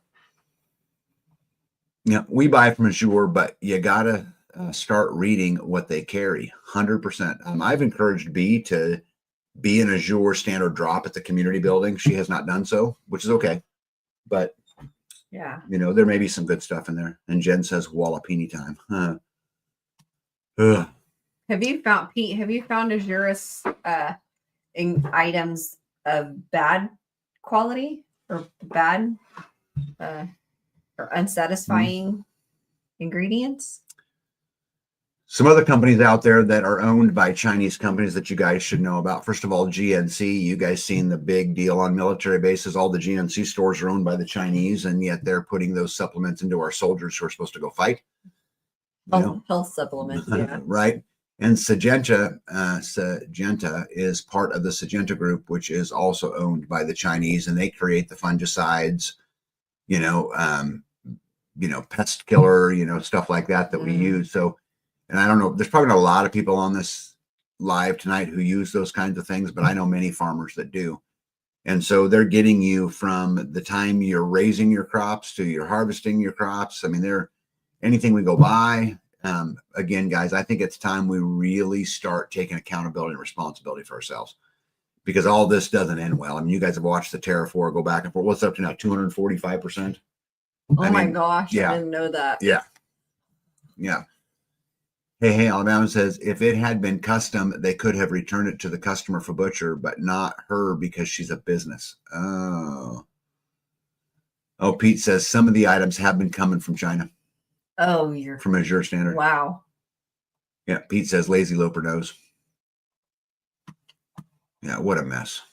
What a mess. All right, moving on. Again, nothing this man says is incorrect. They're talking about Putin. And yes, the United States is now a net importer of food. So for the first time in American history, we are importing more food than we're exporting. Right? We live in a world full of lies. Fluoride in your toothpaste, chlorine in your water, aluminum in your deodorant, carcinogens in your cleaning and laundry supplies, addictive, deadly GMOs in your food, TV shows subconsciously programming you and your children, toxic chemtrails spraying in your air. We are getting it from every single corner. Let's see here. Lazy Loper chimed in and said, I buy from Azure. And yes, you need to watch where their items sourced from. And there are ingredients that are questionable. Good to know. Thank you. Cal-Maine Foods, the top U.S. egg producer, just reported a massive $509 million quarterly profit, over 3 times last year. Skyrocketing egg prices due to avian flu supply issues are a key driver alongside stable costs and USD payouts. Some say it's market forces. So the nation's largest egg producer announced quarterly profits of $500 million, more than 3 times what was made a year ago. Record profit. What happened to the shortage? Right? That doesn't seem fair. Well, what does fair have to do with it? Right? What part of this world is fair, punk? None. None is exactly right. RFK, I got to be careful how I go through this or I'll get this video taken down. But RFK announces that the vax do cause autism at astronomical levels, and that the government and media have been actively lying for decades to cover this up. Heads need to roll. He went on to say, just to make clear that nothing is off the table in uncovering the causes of it. He goes on to say that we're going to look at everything. We're going to look at mold. We're going to look at the age of the parents. We're going to look at food and food additives. We're going to look at pesticides and toxic exposures. We're going to look at medicines, and we're going to look at the facts. There goes that video. Yeah. No, I haven't said it yet. I'm trying. You said all of that. Well, kind of. The autism rate in America has exploded to 1 in 31. In boys, it's even worse. It's 1 in 20. And in California, where data collection is considered to be its very best, The risk may be as high as 1 in 12.5, likely reflecting a national trend. This is a steep jump from the 1 in 36 just 2 years ago. And RFK Jr. is vowing to uncover what's driving this. The ASD prevalence rate in 8-year-olds is now at 1 in 31. Shocking. There's an extreme risk for boys. Overall, the risk for boys getting autism diagnosed in this country is now 1 in 20. Let's see here. Secretary Kennedy went on to say, thank you to Sean Hannity for letting me set the record straight. Bottom line is that more than 25% of people who have severe autism will never go on a date, write a poem, live independently, or have a job. We need to identify exposures that are causing this epidemic and listen to this. This is important, and compensate the families of the injured. Under my leadership, we will be unrelenting in assisting affected individuals in living up to all of their potentials. He took a bunch of heat for this statement. Because people, the left came after him saying what he was saying is that nobody with autism could ever, write a poem, for example. And he's saying, that's not what I'm saying. What he's saying is that more than 25% of the people who have severe autism will never do these things. But anyway, he took a lot of heat. Hey, RN, good night. Good to see you. I shared that on Facebook this today, 30-1. How absolutely sad. Well, and again, let's go back. 30-1. Yeah. So what's causing it? Well, I can actually answer that. Oops. Sorry, wrong one. Got too many slide decks. Fluoride in your toothpaste, chlorine in your water, aluminum in your deodorant, carcinogens, cleaning supplies, in laundry supplies, addictive, deadly GMOs in your food, right? Toxic chemtrail spraying in your air, and they're wondering what's causing it. What's causing it? I mean, whoa. They get us in our air, they get it in our water, they get it in our food, they get it in our beauty products, right? They get it in our household cleaners, they get it in everything. Yep. And then they go and, make up some, horrible plague that's going to kill 30% of the population and then mandate everybody injects it in them. What do they expect to get? I mean, They're helping them. Hey, Alabama said, how can you compensate for that? It's not possible, but at least he's putting enough information out there to make people pay attention, ask questions, and decline things they don't want. Yeah, I think that's part of it. I think that if the pharmaceutical companies or the food companies or any of them are found to be liable, they should absolutely be sued. And although you can never replace that person having a full and productive life, like you can never do that. There's no amount of money that does that. But instead of the, $40 billion in profit that's going to come out of, ABC company, let's take that and the assets of the company and the personal assets of the people in charge just through lawsuits and let them give it back to their families. Again, it's not to replace, but to comfort or whatever. And I'd love to see that happen. A lot like cancer, all the talk about cure and treatment, but not prevention. 100%. Yeah. Let's see here. Hey, guess who's in? There's no live without a pack rat. The pack rat's in the house. It compensates the individual. It feels like they know the truth behind the scenes and they're a private money source to be tapped for that money. Don't know if it will ever happen. I doubt it happens, but I certainly love them talking about it.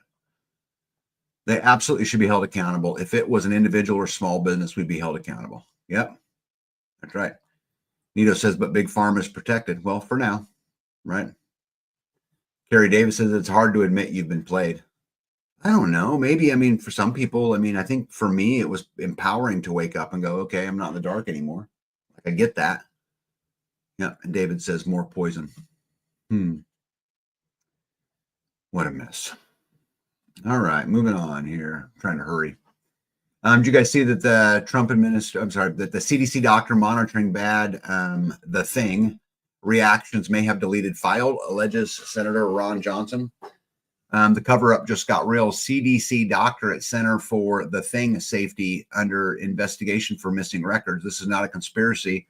This is actually happening. Dr. Tom Shimabukuro, director of the CDC's Immunization Safety Office, the very man responsible for monitoring adverse reaction to the thing, his records went missing.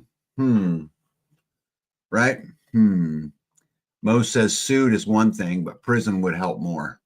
Yeah, I don't know if prison would help more or not. I mean, maybe both. I would like to see the families get comfort, allow them to, build structures that, help someone with that type of disability, right? To provide the nutrients, all of those things, to be less of a burden on the family.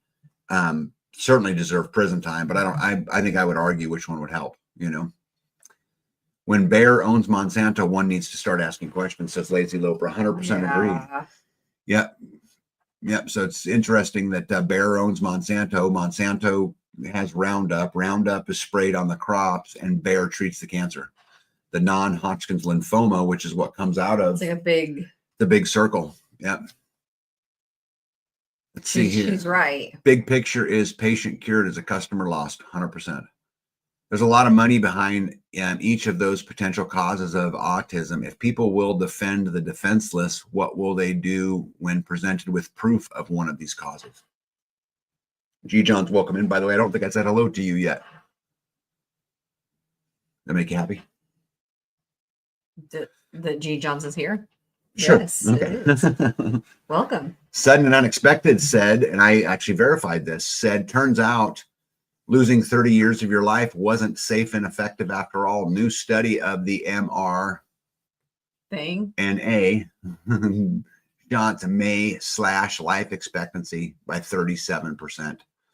The Trump administration has overhauled the covid.gov website into a massive lab leak data center displaying scientific proof that the thing was man-made in Wuhan, China. The official site now names Dr. Fauci as the criminal who covered it up. So I said, I wonder if this is true. So guess what? I went to covid.org. And sure enough, up pops this website, which is obviously where I took these pictures from. And as you can see, the lab leak right there. Yeah. Okay. So this is basically the premise of what the site says. And I just took the 5 off the website. The thing possesses biological characteristics that is not found in nature. Data shows that all the thing cases stem from a single introduction into humans. This runs contrary to the previous pandemics where there were multiple spillover events. Wuhan is the home to China's foremost SARS research lab, which has a history of conducting gain-of-function research, gene altering, and organism supercharging in inadequate biosafety levels. The Wuhan Institute of Biology researchers were sick with the thing-like symptoms in the fall of 2019, months before the thing was discovered at the wet market. By nearly all measures of science, if there was evidence of a natural origin, it would have already surfaced, but it hasn't. And this is Trump's deal, right? Yeah, David for the win says, how many Amish children have autism? Almost 0. Is it? Yes, it's almost 0. There's actually been some studies on this, and they've tried to figure out why. Well, I know why, right? They're not eating red dye 40, right? They're not eating that high, concentrate of processed foods. Yeah. They don't have aluminum in their deodorant, right? They don't have carcinogens in their shampoo and their hairspray, right? I don't think it's very hard to come to that conclusion at all. All right, next topic. During the Great Depression, the average cost of a house was 3 times an average salary. Today, it costs almost 8. FHA delinquencies are continuing to skyrocket. You guys know I've been covering this for a while, and I've been watching this closely. And this week, it's up a few more percents to 15.11% of all FHA mortgage purchase loans are now delinquent. And this excludes the loans artificially brought current by placing the missed payments on the back of the loan, with which FHA allows you to do if you start to get behind. In the fourth quarter of 2007, FHA overall delinquencies were lower at 13.5%. Can you guys remember what was going on in the fourth quarter of 2007? Oh, the housing. That's right. It was the big housing crash, right? The housing crash of 2008, right? So delinquencies are higher today than they were then. Over $1 billion in mortgage delinquencies are going on right now in Canada. Darren of Plymouth says, I'm really struggling. I'm really starting to regret buying a house. We still owe $167,000 on a mortgage. That is so depressing. And this is why I put this quote in here, this last thing that they said. We have just completely locked ourselves into the system. Yep. Hey, Alabama says, I call BS on that. It didn't come from China. This country is the main problem, and they had biolabs all over the world. So I would not be a bit surprised if this was true. Hey, Alabama. But I can tell you that I also think we were involved in the Wuhan labs, as you know, Fauci was. There's lots of evidence to this. So I think it's kind of irrelevant, really, where it came from, other than it was man-made and it was, it was warfare put on us. I think I still kind of lean on the China thing, again, with American assistance and, well, probably many other places as well. Net interest cost over the last decade when it comes to the United States government. As you can see, in 2014, $229 billion is what it cost every year to service the national debt. That has grown steadily to where it's $882 billion is what it takes every year. In the next 5 years, the servicing of this debt will grow to over $1 trillion. And as you guys know, Trump just called for $1 trillion in defense spending. So to put that kind of into context, so U.S. federal tax revenues are $5 trillion. And we are spending $1 trillion on debt, and we're spending $1 trillion on the federal government. The largest expense out there is Medicare and Medicaid, and that represents another 1.5 trillion. So that's 3.5 trillion of the 5 trillion that comes to the door. Everything else has to fit in what's left over. That's rough. Trump, and moving on, Trump is no longer hinting at getting rid of income tax. He's outright saying it's possible. I don't think there's absolutely any way. There's a chance that the money from tariffs would be so great that it would replace income tax. So think about what he said right there. There's a chance, meaning maybe it will, maybe it won't, that the money on the tariffs could be, maybe it will, maybe it won't, so great that it would replace income tax. That whole statement's full of doubt. And again, how in the world are you going to cut taxes when quickly you're going to be spending $1 trillion on servicing debt? Eek. Right. And don't forget, when Trump was elected, he said no tax on tips, no tax on senior Social Security, no tax on overtime. We're going to renew the Trump's middle-class tax cuts and lower taxes for Americans on small businesses. It's time to act. I haven't seen it, but I certainly hope that it is. Hey, Alabama says, that's what I mean. There's a lot of hands in the cookie jar. China just took one for the team. Okay, yeah, that's kind of what I lean on, is that theory. Again, I wasn't there. I figured I'd show you guys the debt clock because, again, we're getting ready to cross $37 trillion, which is $107,000 in debt per citizen. U.S. federal spending, they're spending $7.1 trillion a year.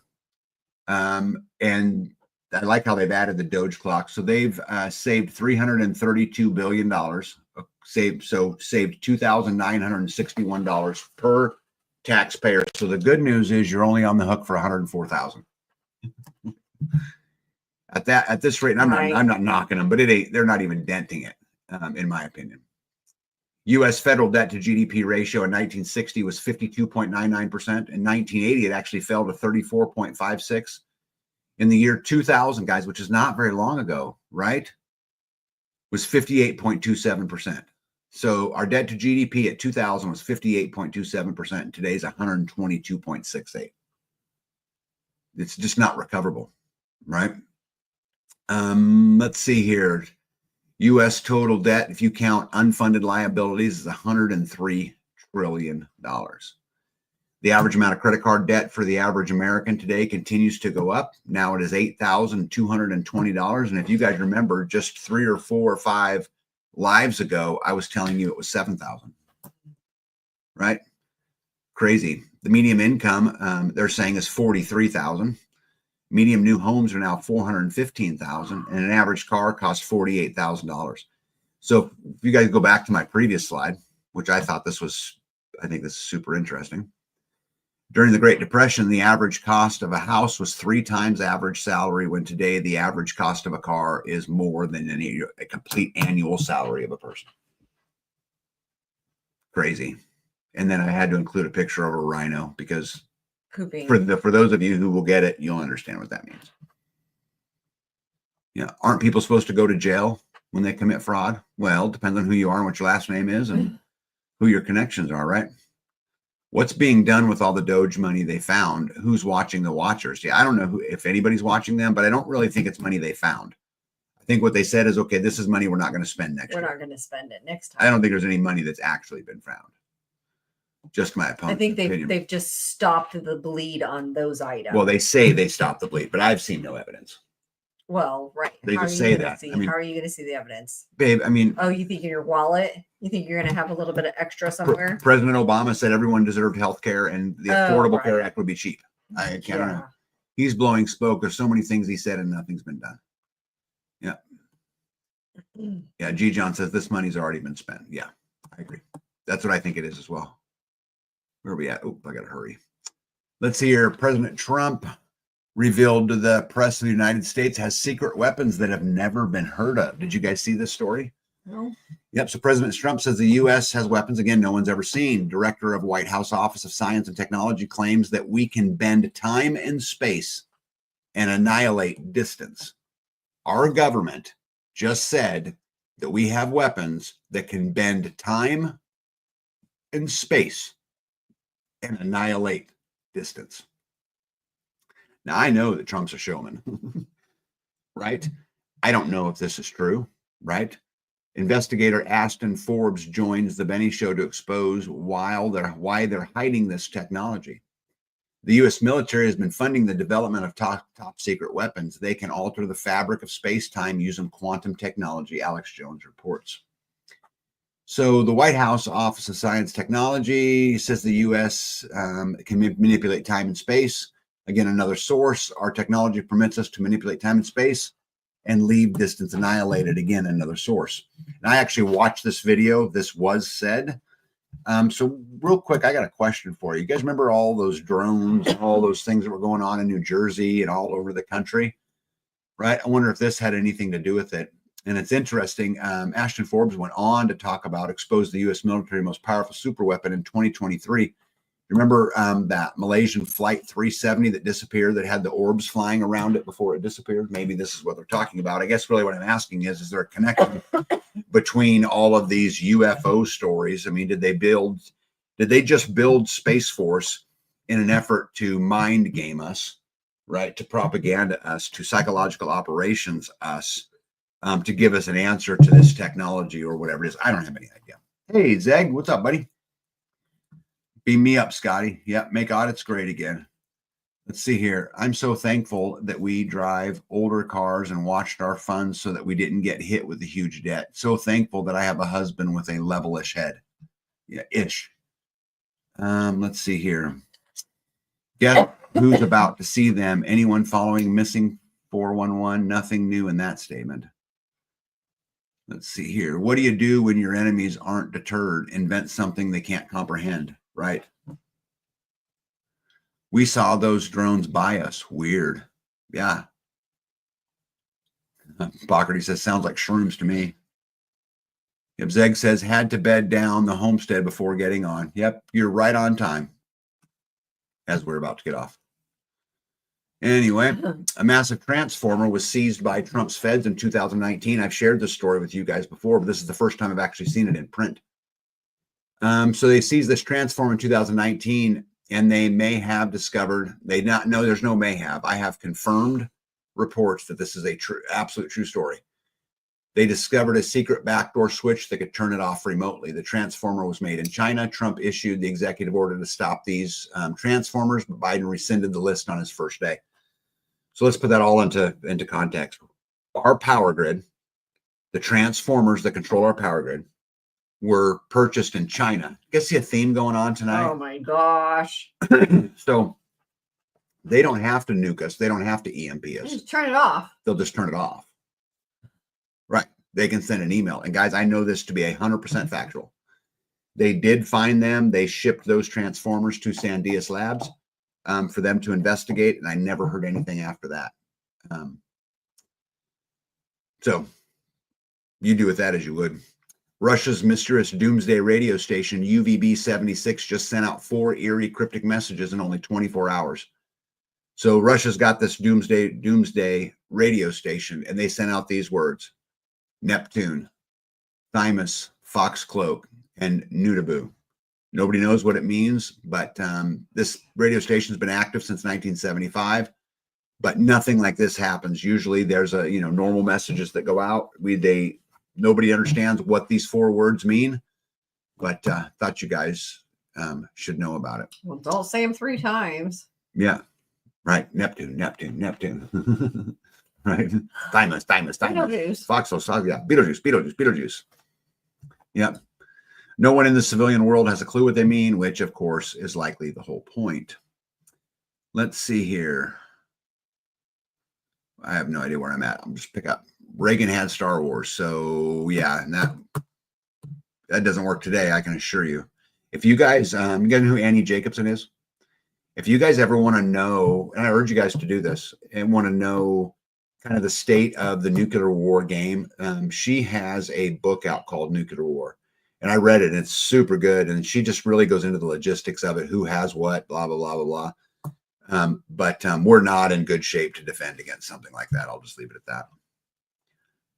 If they could do this to Trump, would not be president, and Iran wouldn't have nukes. Wait, if they could do this, Trump would not be president, and Iran would not have nukes. Yes, I actually agree with that, Mo. That's a great point. Hey, Alabama says, we are China made. Gregory says, where are you when the lights went out? Where were you when the lights went out? Well, the good news is I'll be home and my lights won't go out. So I would really encourage every one of you listening tonight to find some type of source of alternative energy, even if it's just something small. Absolutely do it. Through computers, China can turn off water plants, communication, and banking. Yep. Which, let me go back to that, which is why I wouldn't be 100% dependent on water plants. I wouldn't be 100% dependent on communications, and I wouldn't be 100% dependent on banking. When we were told we would be taken without firing a shot, they failed to mention it would be by China. Russia is always the bad guy, but they aren't the problem. That's becoming very clear. I totally agree with this. Russia's always been made the bad guy because they had a big old bad military, and it gave us somebody evil to be scared of, which allowed us to fund through taxpayer dollars the military-industrial complex. Yeah, turn it off, and they'll blame it on terrorism or Trump. After that, they'll sell us their ready-made solution. Yeah. I love you guys. They're all in on it. Whoever they want to be president will be president. Nito says, we hope to get there someday. I know you do, bud. Hey, Dave and Sonia in Michigan. How are you? Welcome in. Mississippi Homestead Journey says, on a lighter note, I got to meet Danny and Wanda last week. Oh, wonderful. They are great folks. Yeah, they've been talking about wanting to do another joint live. we just haven't had time, but that is part of why my major components are blue and not rebranded Chinese. Yep, just had a water well drilled. I have a solar pump to put on it. Wonderful. Yep, none of this sounds good to me. President Trump announces shortening of standards from a work week. I covered this last week where they were talking about 32 hours a week, but I couldn't find last week where he had actually said it. But this week I can confirm that he did actually say that it'd be nice to reduce the work hours to 32 hours a week because, let me see, 28.5% of our workforce now works over 60 hours a week. 40% of employees in America work at least 50 hours a week. And we work more hours than any other country in the world. 204 more hours than Japan, 279 more than the UK, and 470 more than Germany. And I'm curious how you guys feel about that. Because I think that having more home time is a wonderful thing, but I think the government regulating what a business can do and can't do is a dangerous thing. But I'd love to hear your thoughts on it. President Trump just outright rejected the leftist calls for more gun control. Now, you heard that there was a shooting and at Florida State University, and the shooter was the son of the deputy sheriff. Oh, great. And they killed 2 and wounded 5, at least the last time that I had looked at it. Trump went on to say the gun doesn't do the shooting, the people do. I have an obligation to protect the Second Amendment. I really like what he said here. And this guy actually kind of cracked me up. Tom Selleck said, I refuse to debate gun control with anyone who believes men can have babies. Yeah. You know, I kind of like that. And in celebration, tomorrow marks the 31st year since the U.S. government burned 82 people alive in Waco, Texas, including 28 kids over illegal guns. The lesson: when the state talks gun control, remember it will use tanks, gas, and fire to enforce it. Comply or die, the official motto of the USA Police State Force. Where are we at here? Right there. Okay. And if they can get enough people on board for their fake term limit scheme, we'll never get to choose who we vote for again. I'm not sure we choose now. Huh. But was Alec Baldwin's gun? An anomaly? Yeah. Was Alec Baldwin's gun an anomaly? By himself, apparently. Takes a lot of work to pay taxes to support the world. And that's a shame. We're going to bring back industry to the US and then AI robots will do the work. Right. Right. And serve friends for the win. No. Very, very, very, very well said. They will all be Teslas. Very well said. Be careful what you ask for, right? You might just get it. Trump didn't care about the Second Amendment last time he was off, and I'm not sure he cares now. Yeah, and I would agree with that as well. The bump stock ban came from him. That's a fact. Trump declares Federal Reserve will use American cryptos, including Bitcoin and XRP. And if the Fed chair Powell rejects this, he's going to get him out, he says. This I thought was really interesting. And I was actually kind of disappointed. So as soon as I read this article, I'm like, all right, cool. Now I'm going to watch XRP and Bitcoin over the next few hours. They went up, but not very much. I was surprised. I thought they would go up a lot. Breaking, if the rumor is true, the Federal Reserve could greenlight the U.S. banks to adopt the Ripple network, which is XRP. I'm not a big cryptocurrency fan.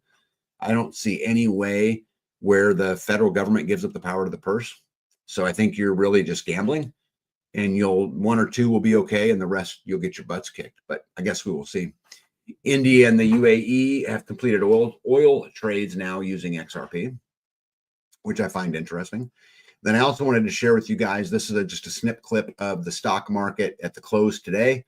And I've been watching, if you guys remember, I always point this out, what's driving the market, right? And it says extreme fear is driving the market. It's been saying extreme fear, but if you noticed, it's climbed from 4 to 21. It was 4, and then it was 6, and then it was 13, and now it's 21, which means there's less uncertainty. Typically, less uncertainty is good for the markets, but we shall see. The Dow did finish down 527 points, but the S&P 500 was up 7, and the NASDAQ was down 20. Let's see here. Tag, more or less hours working doesn't mean productivity unless you work for something you believe in. No, I agree with that, but I think at the same time, again, it's this lion in the Serengeti versus lion in the zoo, right? Would I want to see people spend more time with their families? Absolutely. I think fathers are missing in homes. I think mothers are missing in homes. I think relationships are missing in homes. I think sitting around the dinner table and having dinner is missing in homes. But at the same time, I think you also have to consider that if the government's going to regulate how many hours they can have an employee work, I think that also sets a bad precedent. So I don't think it's, clear cut, but I probably would be opposed to this purely from a, government regulation standpoint. Oh my gosh, we're at 2 hours, so I'll just go back right there. I'll get out right there. There am I at? No Rubio for you. No Rubio for you. He was talking about they're going to get out of the Ukraine war, but anyway. Oh my goodness. Well, guys, I guess another 2 hours is gone, and we're going to get out of here. But before we do, B, what do you want to talk about? Stop waiting to be saved. Oh, that's a good one. And reclaim your freedom. Yeah. That was actually something I got from you. Was it? Yeah, but okay. So I thought it made a lot of sense, especially since we were talking about a whole bunch of, gardening and coming together and trading and. So reclaim your freedom and quit waiting to be saved. Yeah. I think those are great parting words. And we're going to reclaim our freedom by voting with our dollar.